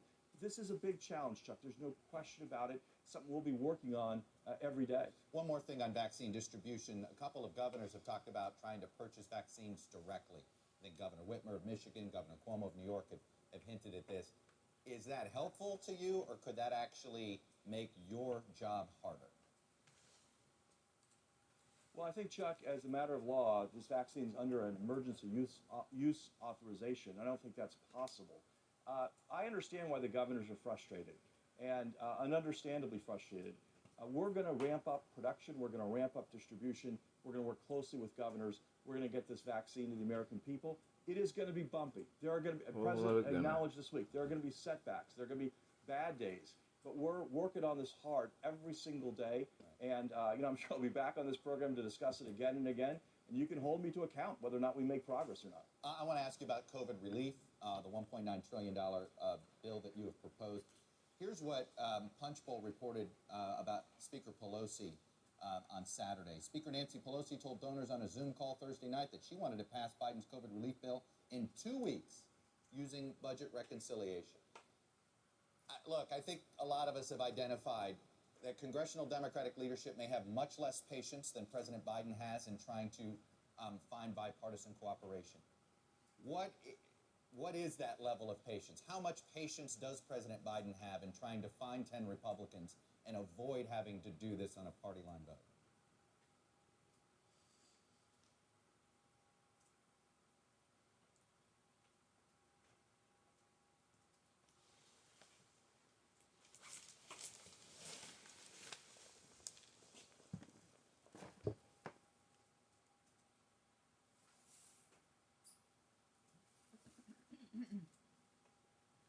Well, we're going to move fast, and we're going to move bipartisan. As you said at the top of the show, the president's chief economic advisor is meeting by phone, Zoom today, with 16 senators, 8 Democrats, 8 Republicans. We're reaching out to people. I don't think bipartisanship and speed are enemies of one another. The need is urgent. Americans, both Democrats and Republicans, are dying. Kids' schools that take care of both Democratic and Republican kids are closed. People are on unemployment. People are in food lines. That's not a party issue. So I think let's try to move on a bipartisan basis. Let's try to move quickly. Speed is very important here, Chuck. Are you willing, for instance, to table your push for upping the minimum wage if it got you the 10 Republicans you needed and you got everything else? Chuck, I'm not going to negotiate on Meet the Press. Why Look, not? our goal is to raise the minimum wage. It's something that, well, it doesn't seem like it's the most effective way to get things done, in my view. But look, here's the point, though, which is the president put a plan before the country. And I think that's what the country wanted to hear. You know, I think, again, without delving back into the past, I think we didn't have this kind of leadership before. He said, here's what needs to happen. And we're very dedicated to passing the minimum wage. We think that's an urgent priority. We're going to push the Congress to pass our priorities, and that includes the minimum wage. And so what we want to do is work with the Congress, reach out to members in both parties, see what we can get done as quickly as possible. We certainly think the minimum wage should be part of this urgent relief package. I want to ask you about your relationship already with Senate Republicans, Mitch McConnell and Joe Biden. We know they have a long personal history. How would you describe the cooperation you feel you've gotten so far from Senate Republicans? You know, Chuck, I think by and large, we've seen a lot of progress on this front. Obviously, we've got some Senate hearings held by Republican-led committees for our nominees before the switchover here this past week. We've seen, obviously, 2 of our cabinet nominees confirmed already, Director Haynes, Secretary Austin, and we hope to get votes on a number of others this week. Look, I wish... That's good.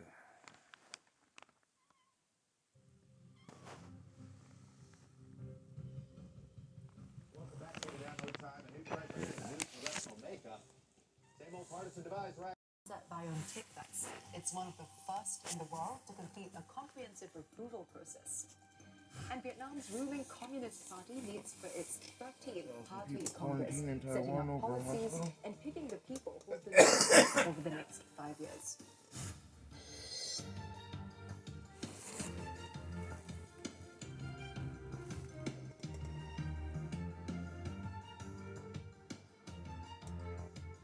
Post my memories last year's 25th of January last year is when Taiwan is implementing its toughest lockdown measures yet. More than 5,000 people are to quarantine at home. Officials are rushing to contain a growing cluster of COVID-19 infections connected to a hospital in the northern city of Taoyuan. Those affected include patients, caregivers, and medical staff, plus the people they live with. The outbreak was first reported nearly 2 weeks ago. To date, 15 cases have been linked to the hospital. While that's a small number compared to many other places, the government is unnerved. Last week, officials announced the cancellation of many large-scale events for the upcoming Chinese New Year. Taiwan has largely kept the pandemic under control. Early prevention, contact tracing, and border controls have helped keep community transmissions low. The island has 110 local cases and nearly 780 imported cases. But authorities are now on a high alert since the emergence of this new cluster. Taoyuan is home to more than 2 million people and the island's main international airport. Victoria Jen has more on the government's efforts to stem the spread of the virus amid criticism of its response time. Despite its previous success in containing the virus, the way the health authorities handled the latest cluster infection has been criticized as being too slow. Critics say such widespread contact tracing and home isolation and quarantine should have taken effect immediately when the doctor was tested positive on January 8th. Instead, health authorities waited until the 24th to implement more stringent measures after those infected had already been to many public places throughout Taoyuan City. Now, even though measures like wearing masks and travel bans have not been lifted, to prevent further spread of the virus, health authorities have strongly urged major events to be canceled or postponed. They're also urging the public not to let their guard down until February 4th. Now, it's probably the first time that the health authorities have refrained from giving assurance to the public that the situation is under control. Now, so far, Taiwan's Lantern Festival and other major celebration events in 6 major municipalities have all been canceled or postponed in order to prevent large gatherings. And people are urged to stay away from large gatherings and keep their masks on in all public places until the situation is under control. Japanese Prime Minister Yoshihide Suga is facing mounting pressure over his handling of the COVID-19 pandemic. An opinion poll showed 80% of those surveyed felt that the government was too slow to declare a state of emergency to curb the latest wave of infections. Opposition lawmakers are demanding that Mr. Suga provide answers to probes about the health crisis and the Tokyo Olympics that's set to start in less than 6 months. Mr. Suga's 4-month-old government is losing support, and disapproval ratings are on the rise. Support dropped to 33% from 39% last month. Disapproval also rose 10 points to 45%, according to the poll by the Asahi newspaper. That's even with recent measures to contain the spread of the virus.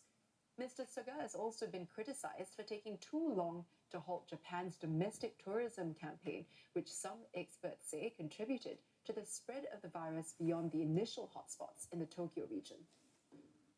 Well, Australia's drug regulator has approved the Pfizer-BioNTech COVID-19 vaccine. The country plans to vaccinate its population late next month. This is not an emergency approval, as has been done in some other jurisdictions around the world. This is a formal approval under the ordinary processes of the TGA. And we are one of the first countries in the handful of countries to have gone through that comprehensive and thorough process here in Australia to ensure the approval of that vaccine. The government hopes to inoculate 80,000 people a week. It has secured 140 million vaccines. Now, Pfizer says it anticipates a continuous supply, but will provide global production guidance in mid-February for March and beyond on a weekly basis. The Australian rollout update comes after AstraZeneca told the European Union it'll cut deliveries of its vaccine to the bloc by 60% in the first quarter due to production problems. Australia has yet to approve the AstraZeneca shot. The Pfizer-BioNTech vaccine has been given the green light for Australians 16 years and older, and priority will be given to the elderly, adults with underlying medical conditions, and the indigenous population. The nation has recorded around 900 deaths and 28,800 cases, mostly in Victoria State. Meanwhile, Australia has suspended its travel bubble with New Zealand for 72 hours. It has ordered all arrivals since 14th January to isolate and be tested after its neighbour confirmed its first community case of COVID-19 in more than 2 months. And speaking of which, New Zealand says the local transmission is of the more contagious South African strain. Health officials, though, say there's no evidence the virus has spread any further. The 56-year-old woman returned from Europe and tested negative twice during her mandatory 2 weeks in quarantine. But genome testing indicates that she likely caught the mutant strain from another traveller just before leaving quarantine on January 13th. The case marks the first time the virus has breached a quarantine facility in the country. Authorities are looking at whether the virus spread through the ventilation and air conditioning systems. Close contacts of the patient have so far tested negative for the virus. There have also been no other community cases reported since. The two people occupied rooms in close proximity to each other on the same floor of the Pullman Hotel, and I'm advised by officials that they are confident that the infection was a direct one and that there is no other missing link in between those two people. New Zealand has recorded nearly 2,300 cases of infection. Deaths from COVID-19 nationwide stand at 25. Pressure has been mounting on the government to vaccinate the population, but Prime Minister Jacinda Ardern has said a mass rollout won't begin until the later half of this year. Elsewhere in the region, Vietnam is holding an all-important meeting this week to select its leaders and to help shape domestic and foreign policies for the next 5 years. The 13th National Congress is being held amid brewing tensions with China, and as its key ally, the US, sees the new Biden administration settle in the White House. Vietnam has no paramount ruler. Rather, it has 4 pillars of leadership, namely the Communist Party chief, state president, prime minister, and the chair of the National Assembly.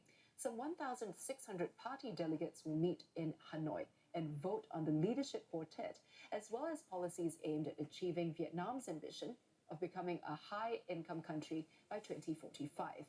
On the coronavirus front, the country has reported more than 1,500 cases and 35 deaths. The Communist Party is keen to leverage its success in managing the pandemic, which has allowed the economy to grow despite global lockdowns and restrictions. Tono tells us what we can expect out of this Congress. Well, this Congress is the National Convention of the ruling Communist Party, and we expect that at the end of this Congress, the party will shuffle in Vietnam's leaderships for the next 5 years and also set the economic goals. What came out of this Congress will define Vietnam's future and the position of its economy in the region, and as well as the future of the ruling Communist Party. Experts believe that the Communist Party would make unprecedented changes and break from their established norms in order to order the rules of the party on age limits and term limits in order to pave the way for several candidates to either stay on in power or move up their party ranks. And one of the challenges now, biggest challenge for the Communist Party is to maintain high economic growth, to deliver economic fruits of their ruling in Vietnam amid the growing expectation from a growing middle class who have been calling for more accountability and transparency from the party and also from the government. Thailand's opposition is planning to launch another censure debate against the government of Prime Minister Prayut Chan-o-cha. More than 200 opposition MPs have filed a motion with the parliament speaker. The motion targets 10 cabinet members, including Mr. Prayut, accusing them of various failures stemming from alleged mismanagement and corruption. This would mark the second censure debate in 2 years. But the government is likely to survive any no-confidence vote, as the ruling coalition controls a comfortable majority in the lower house of parliament. And your Asia Business Update is up next with Pamela Ambler, including Singapore's consumer prices declined in December last year, driven by falling costs of services and lower food inflation. And later, concerns about growing inequality as billionaires in India increase their wealth. 7:30 in the morning.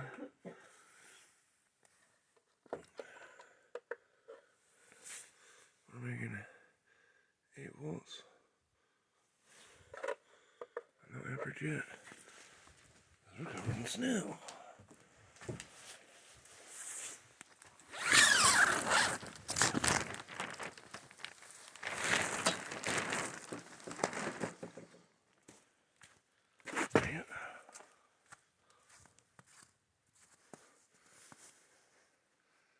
Wonderland.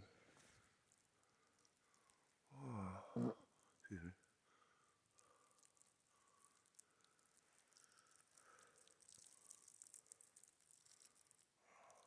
Sweep off the.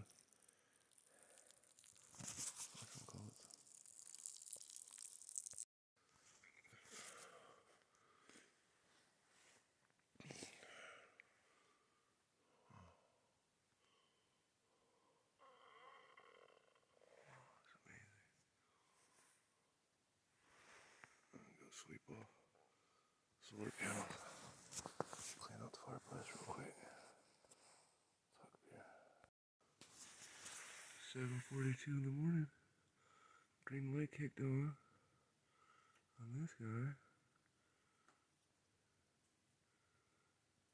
Produce some power. It's 35 degrees outside. Battery's at 12 volt. PV is producing 12.7 volts. 0 amps. These are completely covered in snow. Hot. Go and cover them. Imagine in summertime. 7 to 7, that's 12 hours.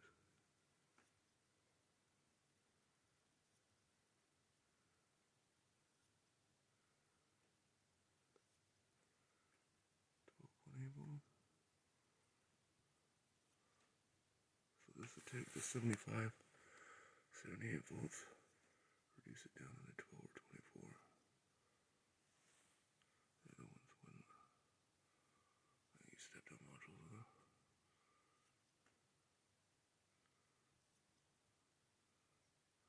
Generating power. 7:44 in the morning.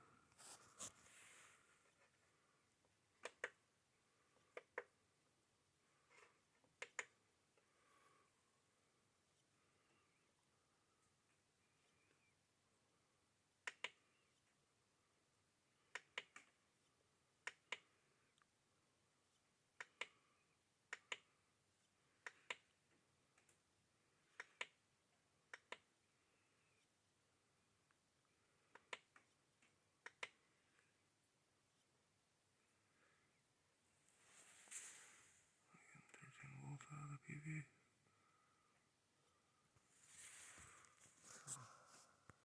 Let's start a new session on our nephew.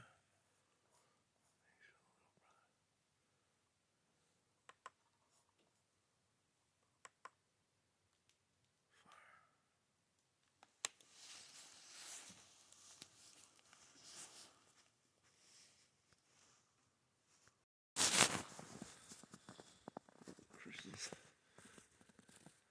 covered in snow, frozen.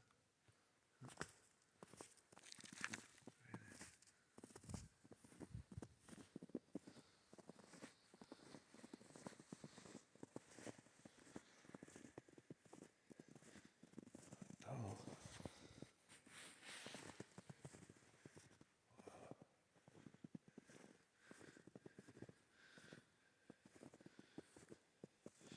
We're getting solar panels underneath there. We're getting power through that. There's no amperage. Yeah. We got a good amount of snow last night.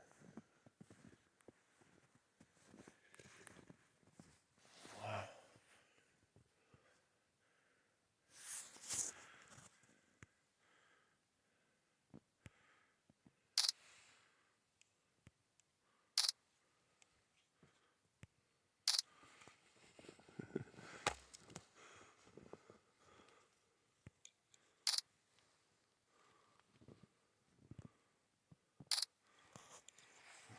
Sweep these guys off. Wow.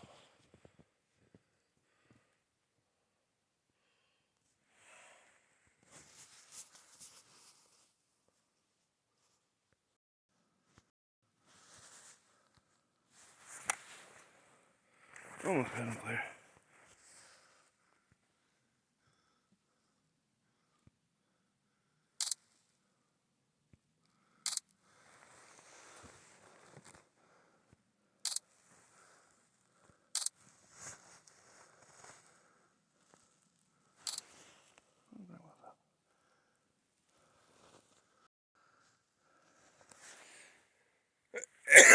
Excuse me. Got them all cleared off.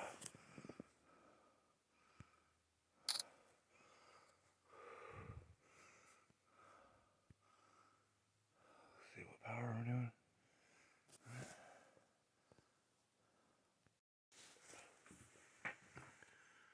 Panels are partially cleared off. 13.1. Previews are producing 5 amps.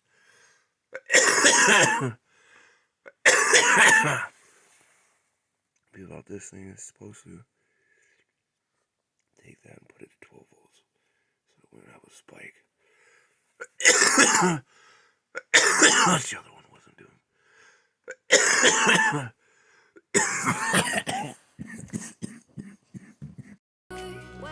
Beautiful.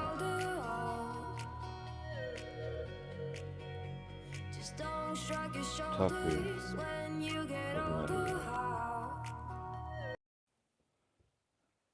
one records it differently. 750 to 950 to 2 hours. Right now we're getting 164 watts. But we accumulated 12 and a half amps. Power today. Shows it differently than the other one.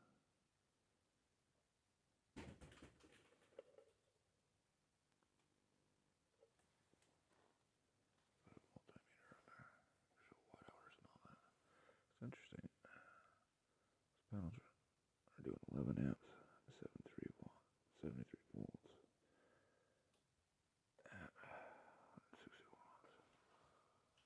Gonna get in some light. Snow on it and all that. 10 o'clock in the morning.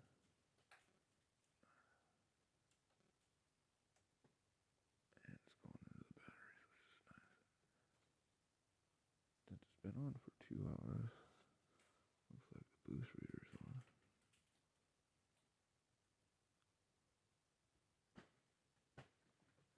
36 degrees for the battery.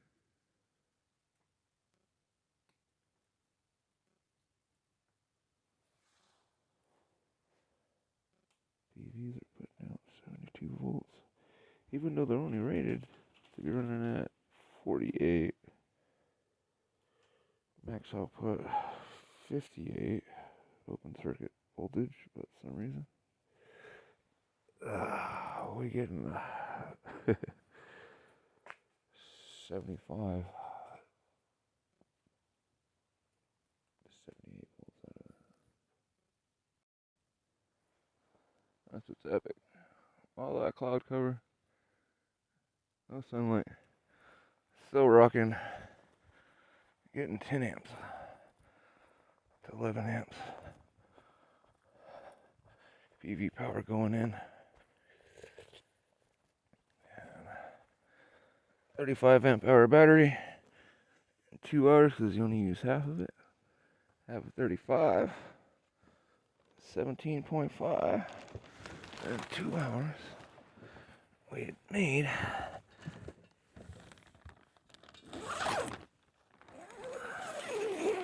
that much.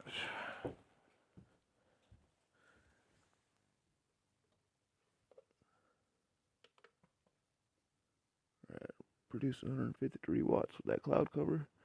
So imagine if that was smoke from a fire. Right? We made 19.8 amps since 7:30 this morning.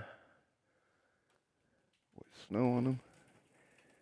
And no cloud cover. And no sunshine. That's about 3,000 gallons or so water push. A shallow well pump. So forth. We're creating 10 amps. Getting 10 amps out of the PV generating.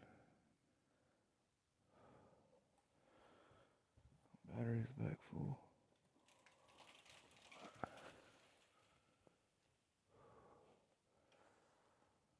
That's fireman. That's fireman.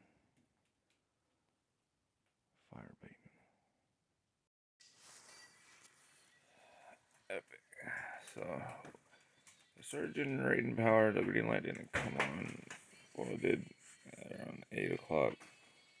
But I came back in at 8:19 from sweeping off and clearing off that much snow from them. So, 3 hours of being clear. Full of snow. Direct sunlight. Overcast. Already the sun shows it differently. So PVs are doing 73 volts at 7.2 amps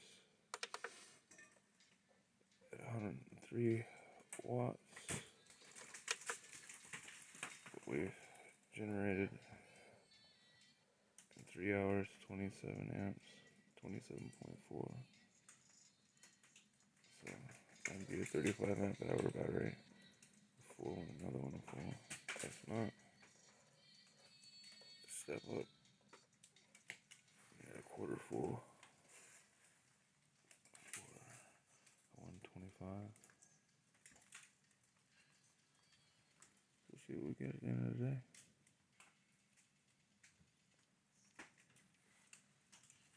Putting up amps in there. There's 73 volts coming out of sensor is only supposed to be 48. What they state.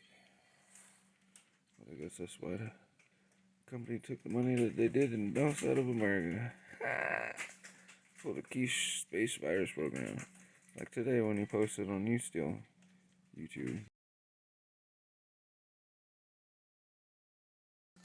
Wuhan, 1 cup, 1 life eradicates coronavirus bullshit. And that's all the people drinking this shit.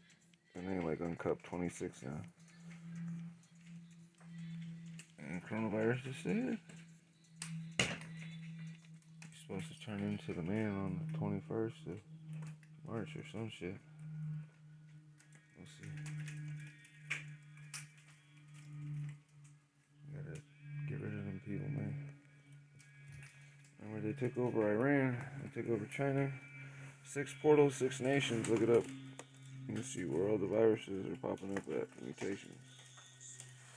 Interesting. You got Brazil, United Kingdom, South Africa, Nigeria, and the Mink variant.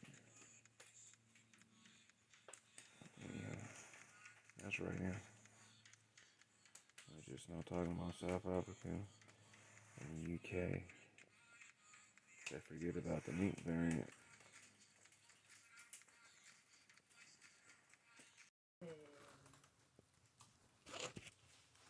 His spinal cord and his stem cells, and he said that it looked good, that there was one aspect of it, his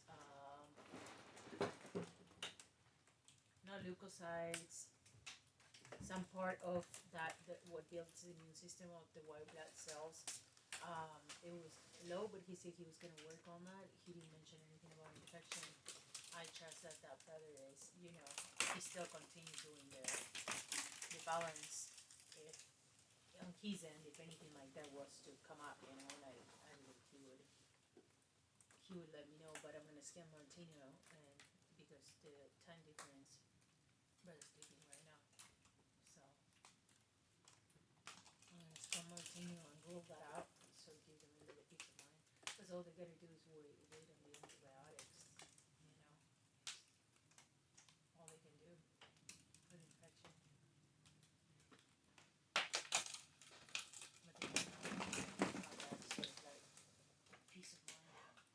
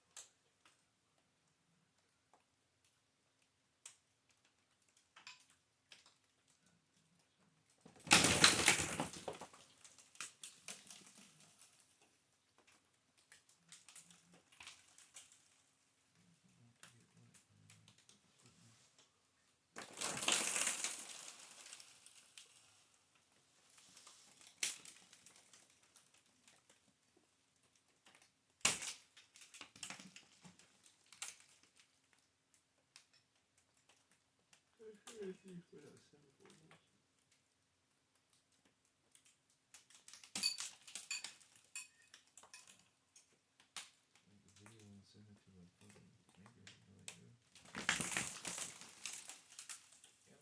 things don't even go up that high.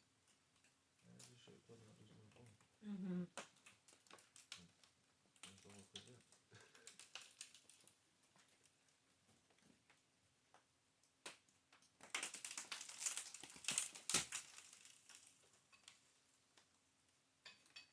It's not that it's just like multiplying up because we got a bunch of them there. That's what 1 pound puts out by itself.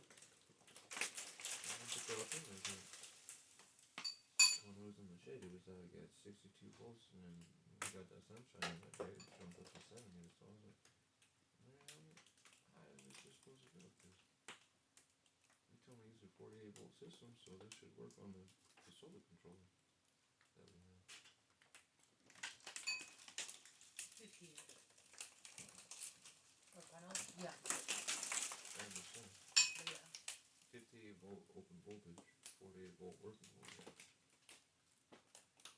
Where's the 78 volts coming from? When the sun's out, and it's hitting it directly. I measured 78 volts to 82. So I was saying with the other controller, I was seeing 101 volts sometimes spike around. I'm like, where's that shit coming from? I was like, was it staying at 70 something? 14 is fine, right? In the spectrum. But that first one is the battery voltage, like the other one. Mm-hmm. Now what? No, the voltage is coming in. 74.6 is the voltage coming in. Yeah, at 7.2 amps. Yeah. What wattage is that? But yeah, and like the other one, that one supposedly is putting it at 12 volts. It reduces it down to 24 volts to 12 volts for your system. Automatically, that's all it's like. So after reading that's that. what I was saying to you last night. This works like how it's saying on the box, and look for a bigger one than this, and we'll just compress and get 2 of them and compress the panels into. After reading that review we read together with that guy. Power into the 2, that will reduce 1800 watts to 900 watts. And make sure it's dim light and all that kind of stuff. Instead of doing a bigger solar controller or whatnot and not getting that when it's dim. Yeah. After I was reading that review, I tried reading on other, like, on the same sort of like category of product, but other products, and I ended up reading a review of a guy that a similar controller, but it was like a couple dollars more expensive. In a review, this guy said that he had 2, and they caught on fire in the middle of the night and ended up burning all of his panels. Not the one that we read together, this other product. I was like, oh hell no. This review that we read, it was a year later update, and the guy said, I'm coming back and saying this is still working fine. The other one I started reading was like, no, burn. Like, I was like, oh shit, the whole shit caught on fire. That's serious. Not just because your panels caught on fire, and you're done, but like, they can catch your house on fire, shit. I mean, we know how a house, but over forest. It said that it backfired and he burnt the panels, but the thing caught on fire itself, and he burnt the panels. That's what the guy said.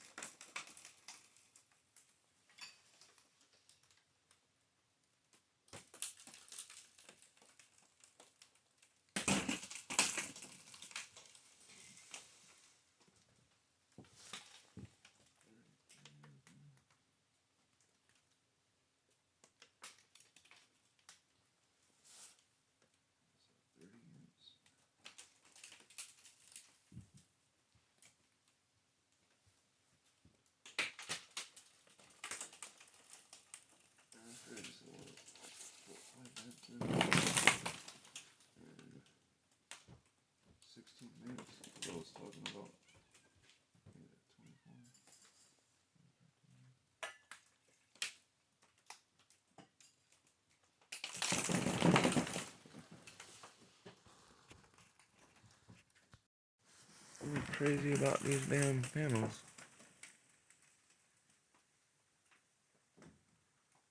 Sunlight's starting to hit. So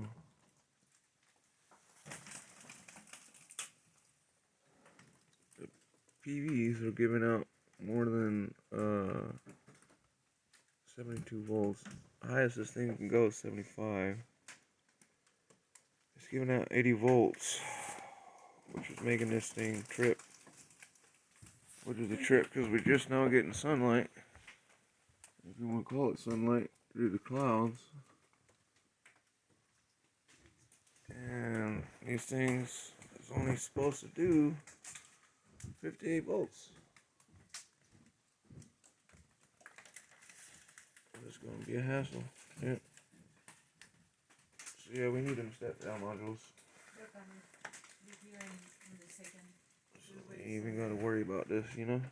They already sent them, and I ordered 12, so we got one for each, right?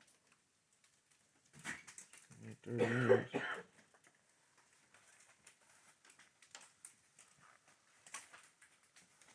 This thing is just going to keep getting tripped when the sunlight comes out. That's crazy.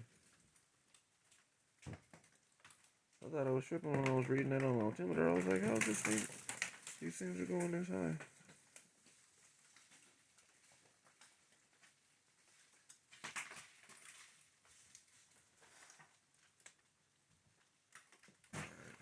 So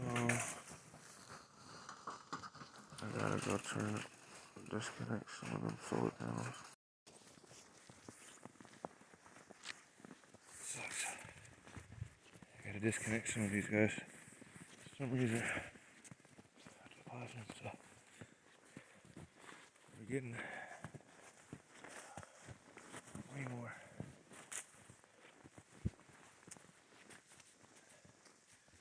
We're getting 5 more volts than what that controller can handle. I was blocking the power. So we're gonna reduce our strength down to this 6 and see what happens and build it back up as lighter. Gets dimmer or whatnot. We'll hook all of them back up. First time in my life, I gotta cover back over solar panels that I uncovered back almost 4 hours ago. They're getting too strong of sunlight through the clouds and going up to 80 volts. Once it goes up to 80 volts, it trips. And this stops reading 14 because this is showing that it's getting power from here. You understand?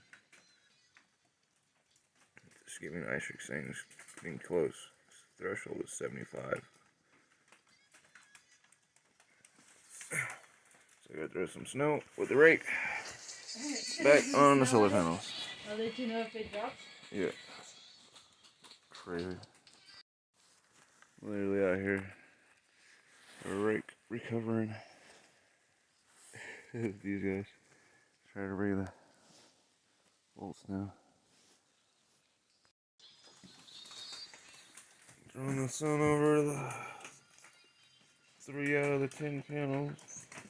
With the sun kind of poking through like it was. Seemed to do the trick. It's not tripping it down. We're in a float. So it's only 11.7 amps in. What I need to do, all I was saying is do a separation of the 3. So I have 3 different battery banks tied into this. And one's a plasma battery. Another one is not a plasma battery. And the other is a 6-volt battery bank. That's right there.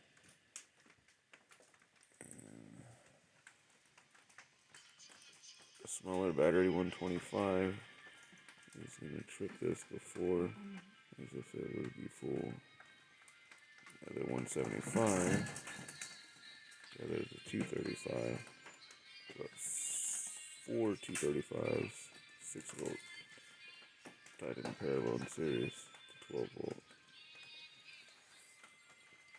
Otherwise, one battery. And beautiful weather over here. Apple and Kia. Just scanning. I'm scanning in with you. Making sure little brother's alright.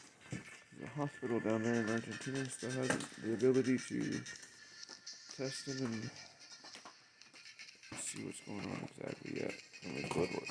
So, see that ass from my brother.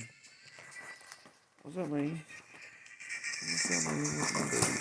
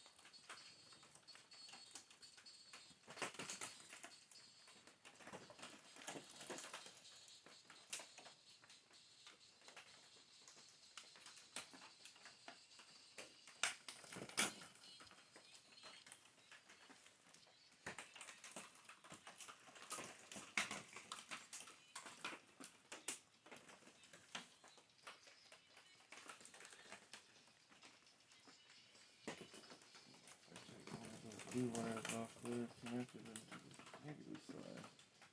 And I can separate those batteries out with that.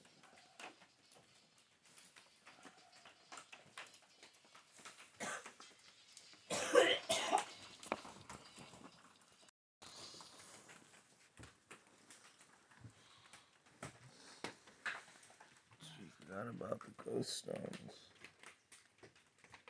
Oh yeah. Black opal. Remember the piece that I made for you? They got the honey stuff in there. Scanning Martino. Martino. Sun's coming out. Now we're getting shadow. A rainbow, huh? Shadow on part of the solar collectors, so I can hook everybody up. It's crazy. Brick sun. Gotta watch for that. Just separated these guys out so I can do different battery ranks. Just a rough draft for right now.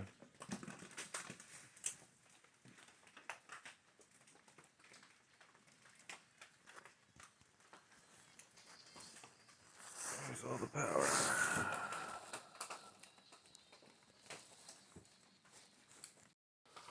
The enhancement of my old plasma wands.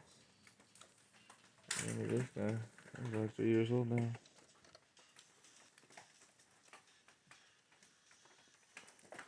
Plasma stayed. I'm trying to figure out how I evaporate it. This is a full bottle.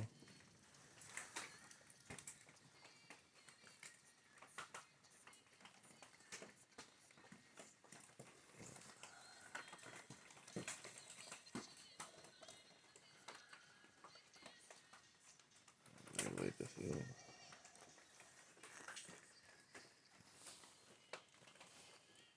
I wanna keep it now.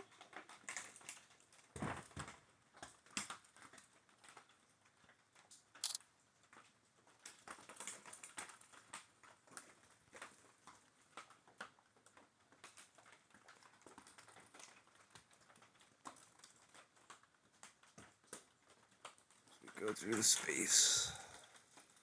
Different densities. Transversing. Holding up. Changing, evolving. Inside and out. Macro.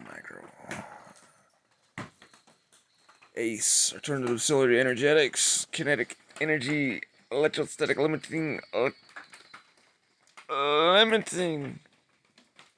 Limiting. But also acquisition of energetics. So you block self-adapted viruses.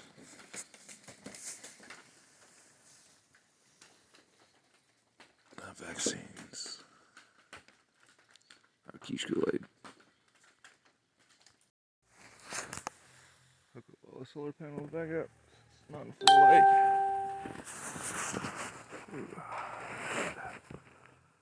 Upload some of the fake book memories of today.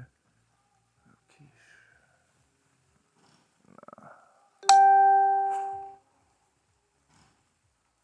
Hey, Nene, thank you.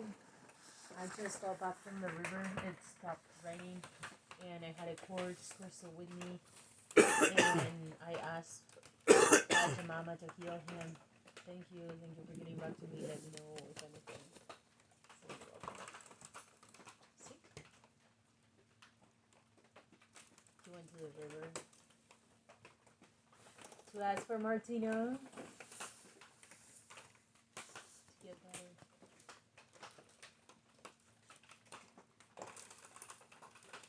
All the forces. He got all the elements. He got water and rain and snow and fire. See?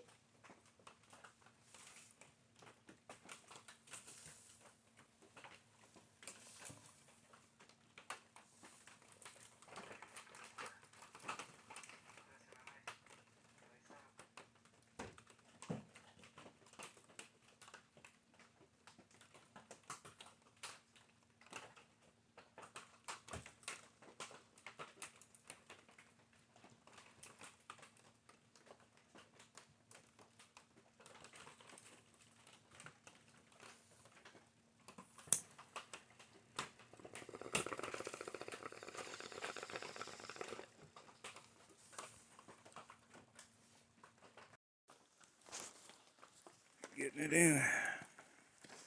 Splitting wood, preparing. Do a little change to the roof. Well, let's bringing in wood. We're still getting 6 amps right now out of that. This is nice.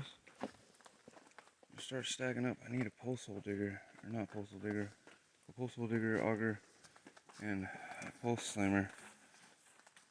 I can stand up on, get that deeper in the ground for.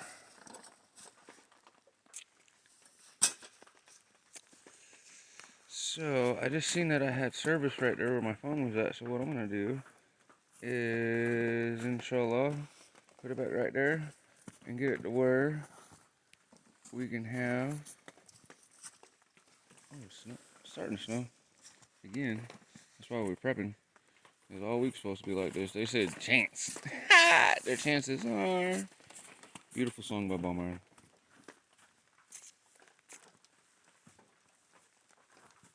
Take the chances and you'll never live a life like this. Simplicity. But yeah, we're gonna see if we can connect and get where Abuela can talk to a great Abuela and have the family all see.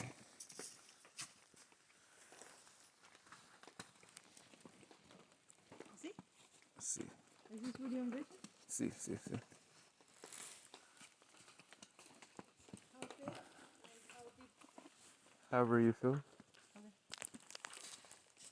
Your choice, love.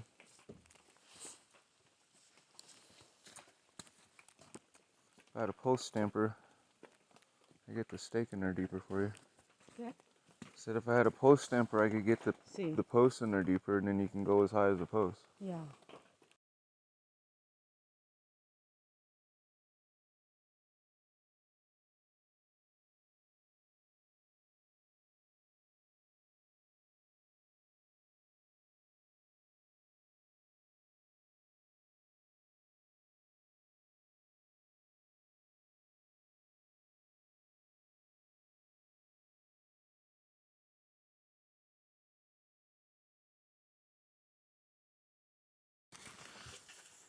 So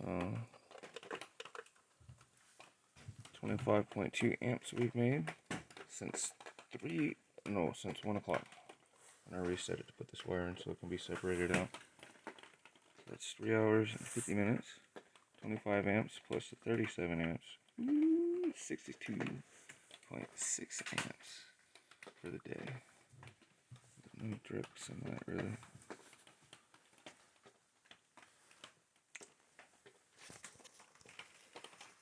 The doctor said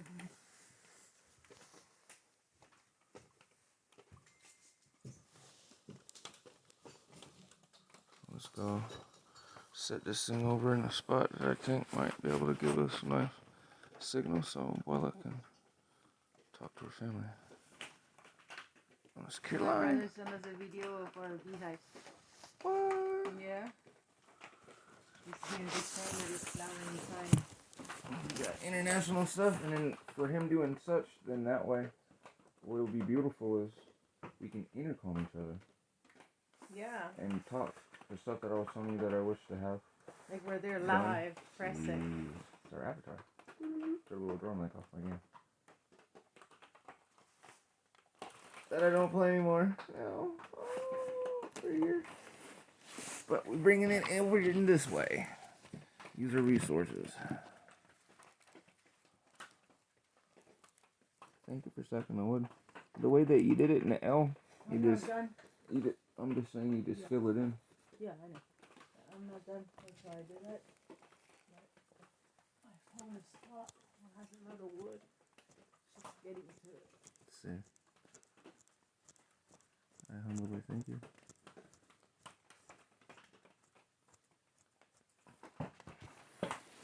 Got to switch gears. Put turbo on.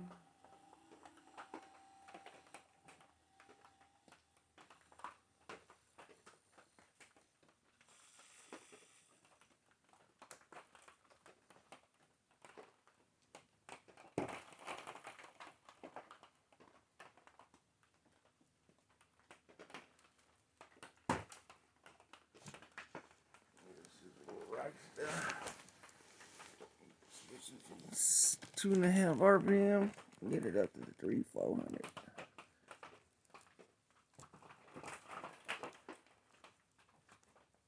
Yeah, it's nice right there when the wood's out the way. And fill in that bucket. Fill all it in, fill in from right there. They're gonna hit us. We ain't gonna get no chance of snow. Probably have snow all week.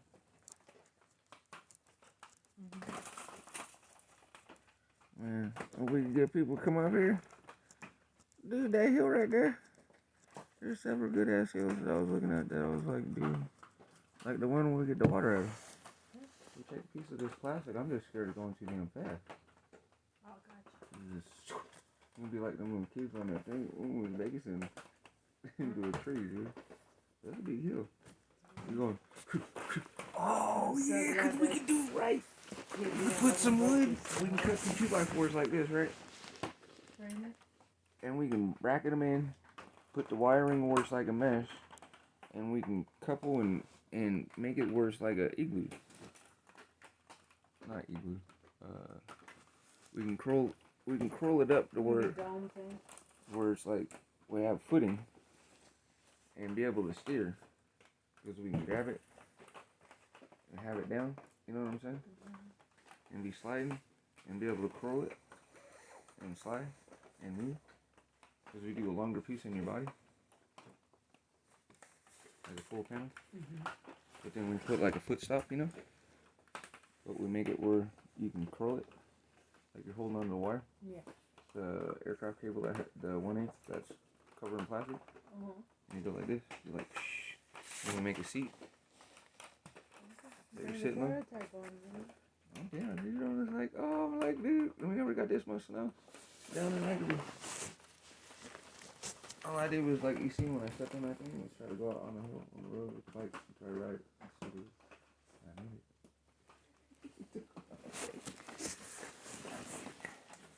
Get to the top of the hill. To find the excitement of seeing, let's see, if I can barely walk over it, what will happen if I get my body on 2 wheels and try to ride down it?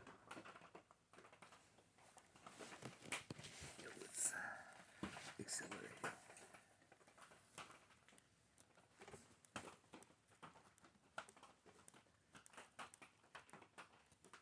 Yeah, we got some good hills we can do.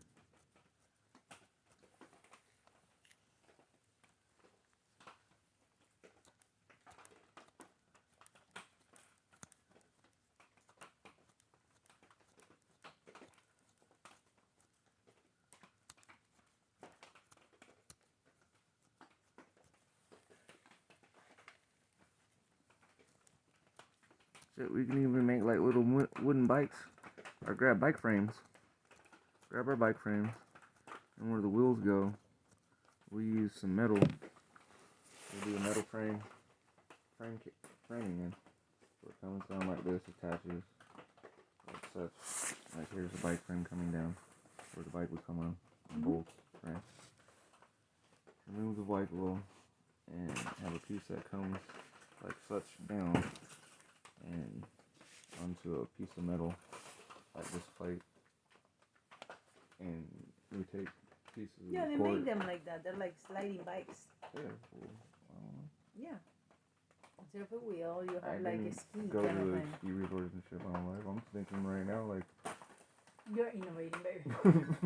almost breaking my neck and bashing my face on the side of the house. This is the second that's right there. I'm like, I'll show you. that shit's hella slick. Because these are supposedly anti-slick traction.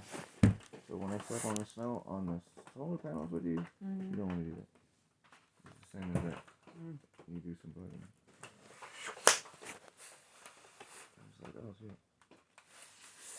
That's fun. I'm like, dude, we can make some little, especially with all the old bike frames and shit that be in town. Grab kids and stuff like that and be like, look, dude, check this out, bro. And like they do the derby races where they do the soapbox. You have to make a little soapbox and race it. And aerodynamics and all that kind of stuff. Self-powered cars. Figure out how far it's gonna go. Da, da, da, da, da. Do the same for people. Get people out of the house.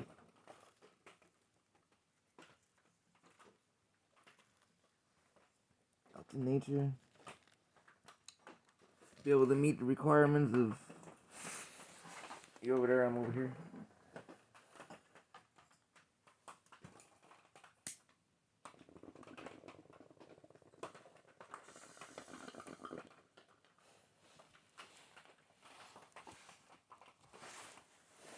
My signal right here. So I'll have to go over there. Do that while we still got light. I heard searching for a signal. These weird little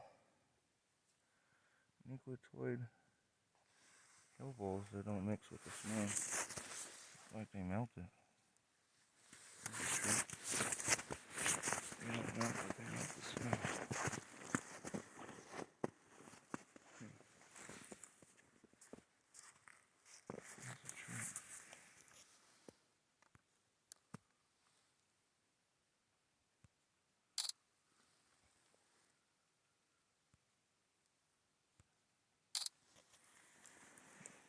Solar.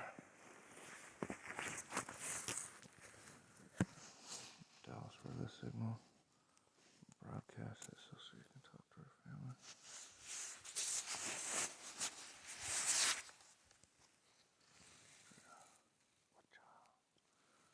Be sending these out to people.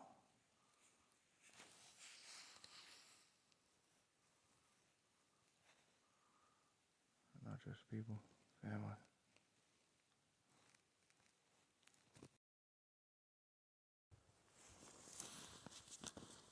It's crazy. Snowing good. Again. Glad I modified and did modifications already.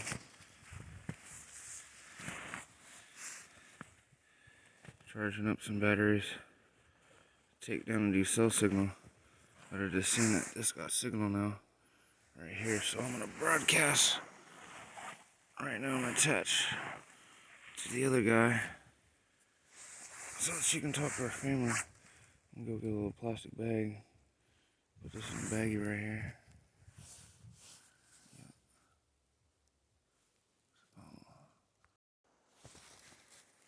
Only spot I can kind of get signal is right here. So I'm gonna take those batteries down, get the high boost going, shoot the signal this way towards me since the snow causing a beautiful scatter pattern and dissymmetry of decibels.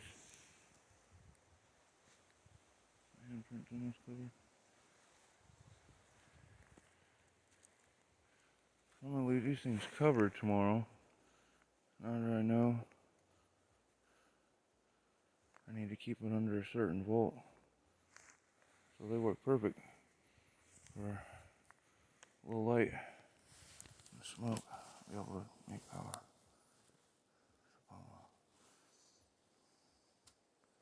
Get this signal going.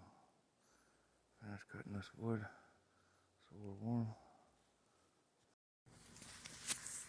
So, there's the antenna. I found a good spot for this one. Broadcast over, hard line over to this guy and then broadcast it. I haven't had it on because I wanted to make sure there was a difference between the phones getting reception or not reception. So I got this guy on. And I'm going to go down and connect the batteries up and get to where I got reception. And I should be able to send a signal and let her know where she can see through.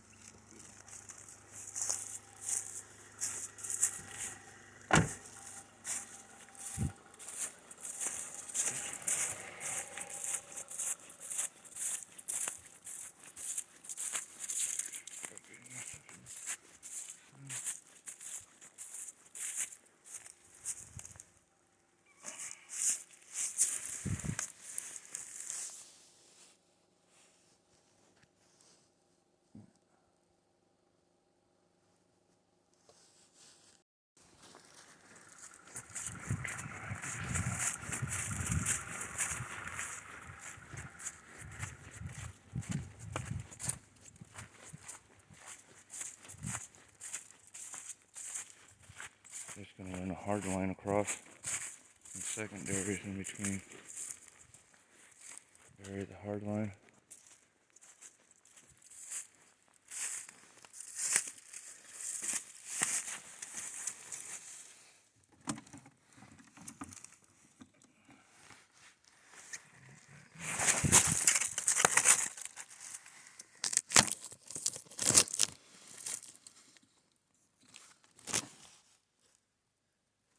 And then the H.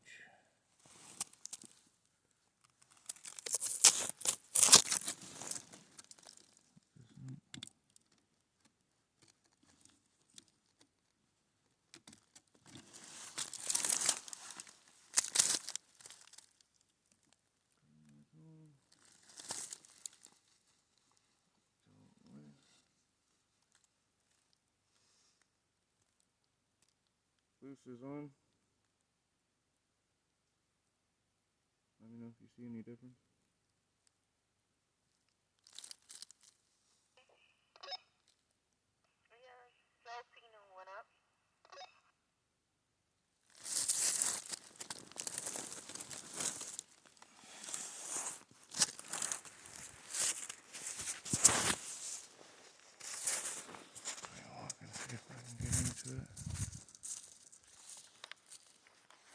Alright, now I'm gonna get to where I can get good signal and connect the camera to the thing. It's on the dashboard of the car.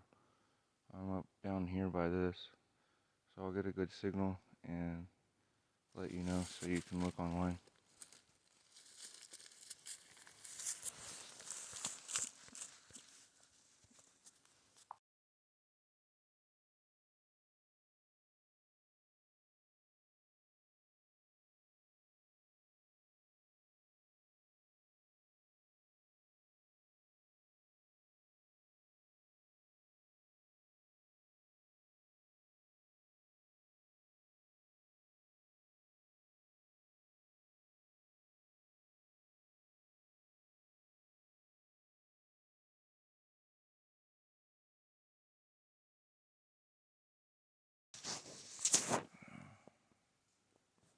Close enough to that thing.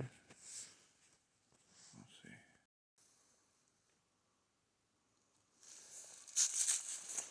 I have to turn it on.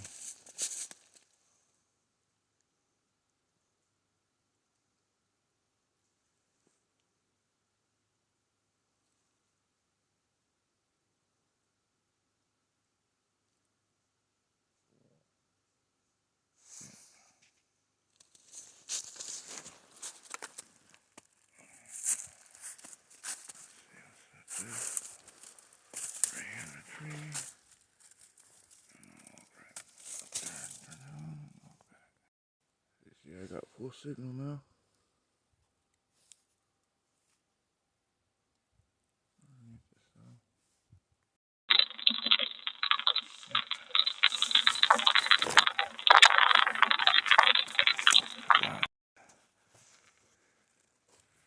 It's up there. Blue light was on. This thing projects pretty far. It's a router. Attenuation on each. I'm on one. Crazy how far you can go. I'm down here and the thing's on the dashboard still. But you walked all the way to the green thing, so let's see if I can get signal up there so you can talk to family.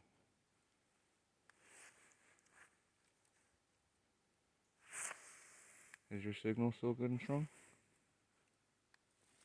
Good, reception is good. What about video play? How it was when we put it in front of the fireplace and I had it going before. We noticed that it buffered and all that. It didn't skip. Opening YouTube right now.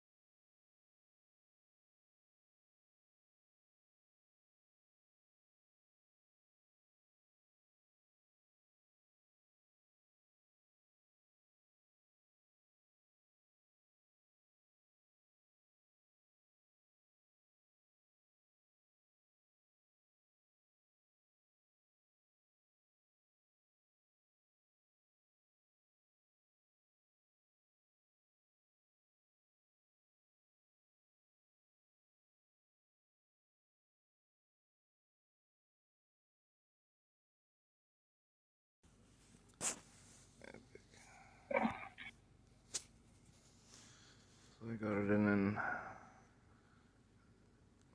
my own unit.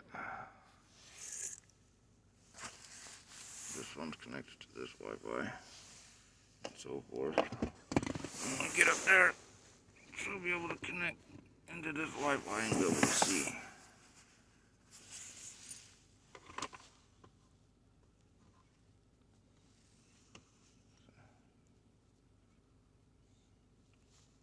Okay.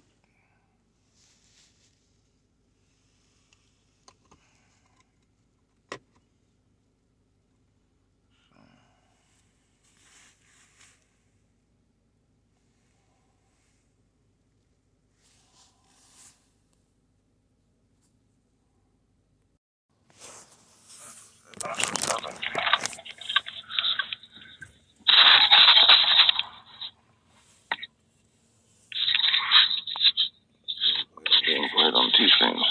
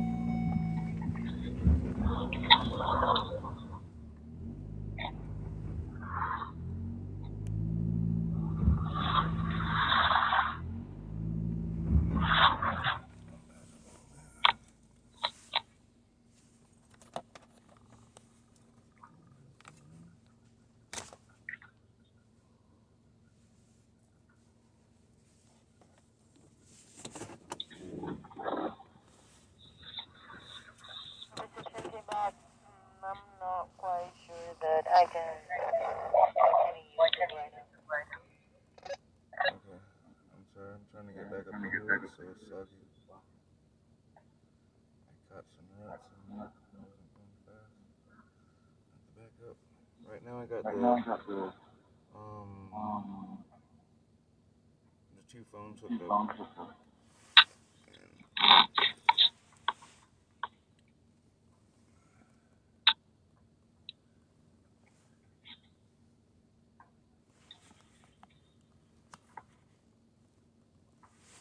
I don't have signal right here. I'm gonna try to get it.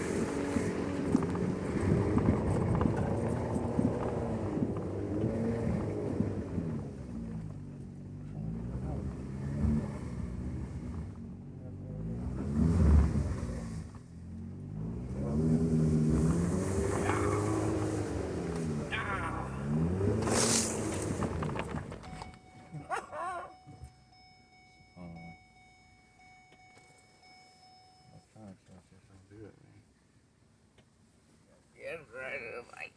It's bugging out. Oh, it's pretty bugging out. You're right there on the hill. Don't do that.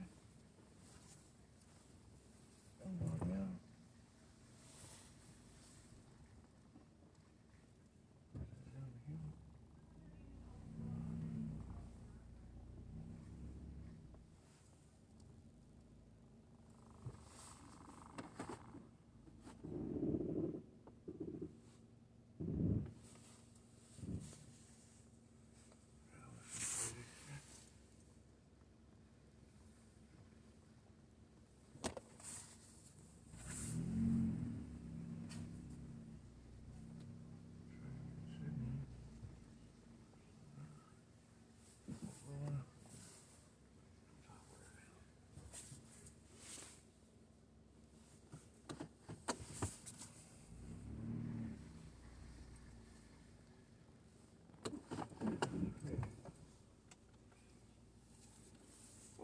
What's going?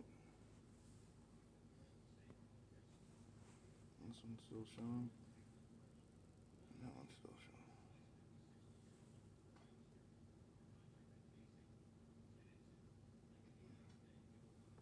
Interesting, it shows this one, but not that one.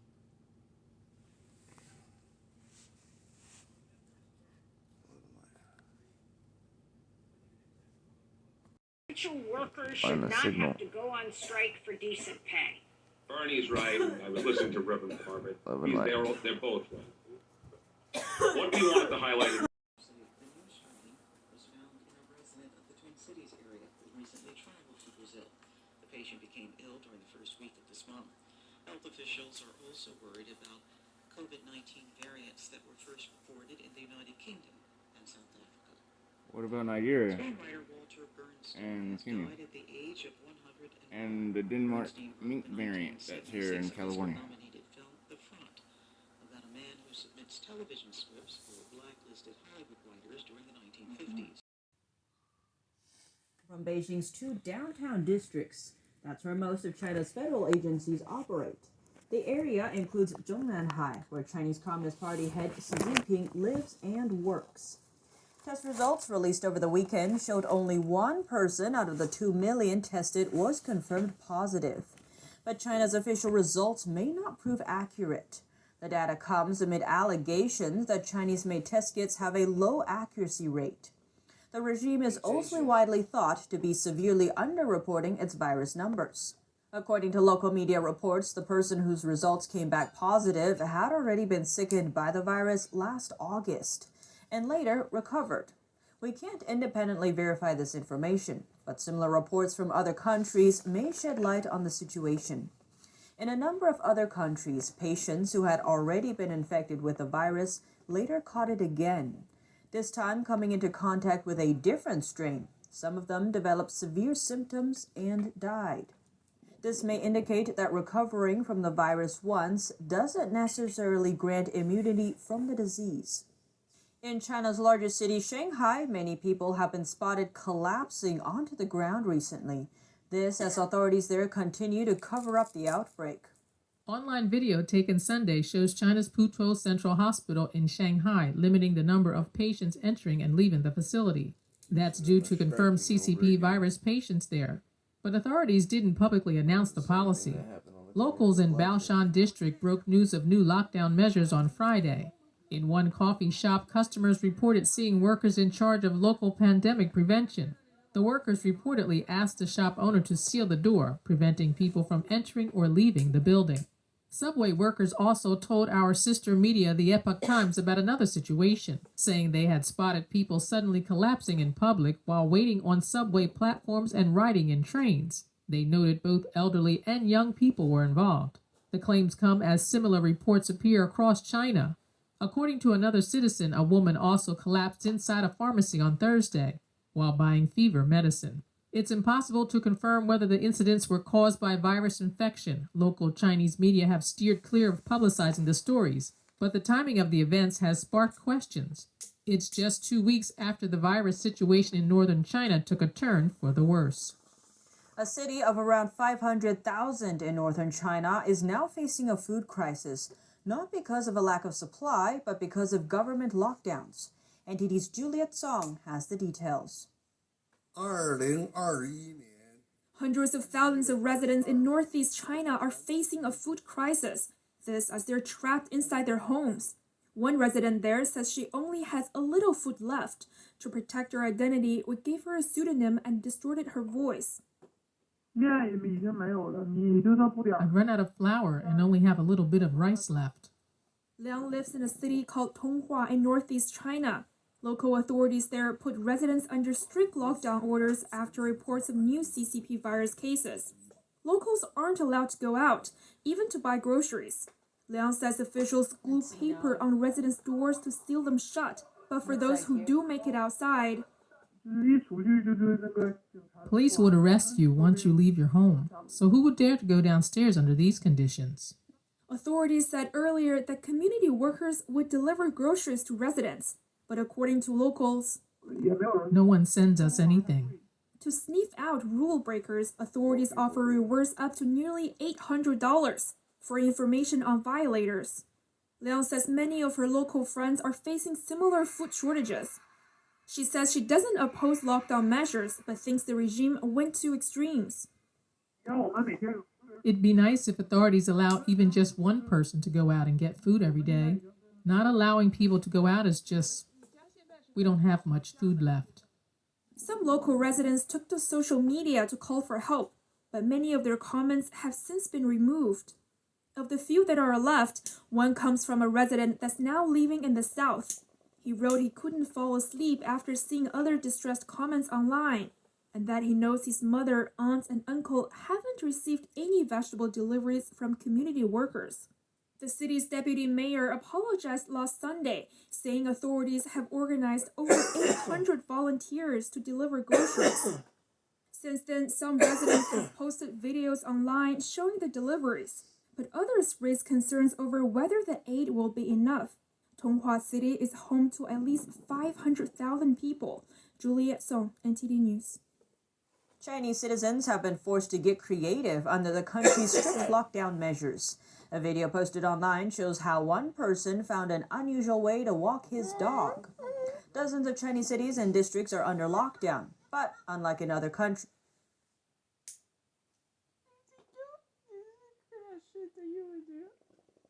I mean, I don't know how the dog got downstairs, but this person has a leash that is as long as fucking from the fourth floor to the ground, and the dog is on the street, and this person is out the window, fucking walking the dog on the street. The dog is on the street. I don't know how the dog got to the street. You know what I'm saying? Because the person is not supposed to be allowed to go. Citizens aren't allowed outside for daily exercise and other essentials. Dude. The harsh restrictions have left pet owners in a tricky situation. It's like A video posted silk on and all social that. media shows one person's insane. solution. A homemade leash was used to walk the dog, while the owner remained inside a Like 20 fourth-floor blankets. apartment. Some netizens question how the leash was attached to the dog if the owner remained inside. The video gives no explanation. Another video going viral online shows a dog hoisted down and up so that it could use the bathroom outside, as it was used to doing it inside. This happened over the weekend in Suihua City in northeastern Heilongjiang province. As the dog breathed in fresh air for a short moment, its owners on the 8th floor were locked in due to the CCP virus. Now we turn to another virus, this one native to pigs. 2 new strains of African swine fever have emerged in China. Over 1,000 pigs have been infected. The swine fever variants were detected in Chinese pig farms. Industry insiders say the outbreak could be due to unlicensed vaccines. China is the world's largest pork producer. The news comes as the country battles a new surge of CCP virus cases. China's Ministry of Agriculture said on Thursday the swine fever outbreak struck several farms in China's Guangdong province. It's a coastal province located in southeast China and borders Hong Kong and Macau. The 2 new strains are reportedly missing 1 or 2 key genes normally found in the virus. The same signature has also been seen in failed vaccine attempts, from when Chinese researchers tried to modify the virus to develop a new vaccine. It's not confirmed whether the new strains came from failed vaccine attempts. The new virus strains don't kill pigs, but they can reduce the number of healthy piglets born. Chinese authorities pointed out African swine fever has been a problem in China since 2018. 200 million pigs died or were slaughtered that year because of the disease, wiping out half of China's pig herd. Pork prices have soared as a result. Last year, the price of pork increased by 50% year on year. China's severe flood season last year made the situation even worse. According to local media reports, dozens of African swine fever clusters popped up across the country. Now we turn to a missing link on the State Department website. The Biden administration has archived the webpage of a Trump-era policy. The policy prevents Beijing from getting its hands on critical U.S. data and networks. The U.S. State Department under the Trump administration launched the policy last year. It's called the Clean Network Initiative. The policy does several things. It kicks Chinese companies out of 5G networks that the U.S. is connected to. It prevents the CCP from getting intelligence from undersea cables. It removes Chinese apps from U.S. mobile app stores. It also prevents Chinese cloud services from storing data of American citizens and businesses. It's unclear if the new administration is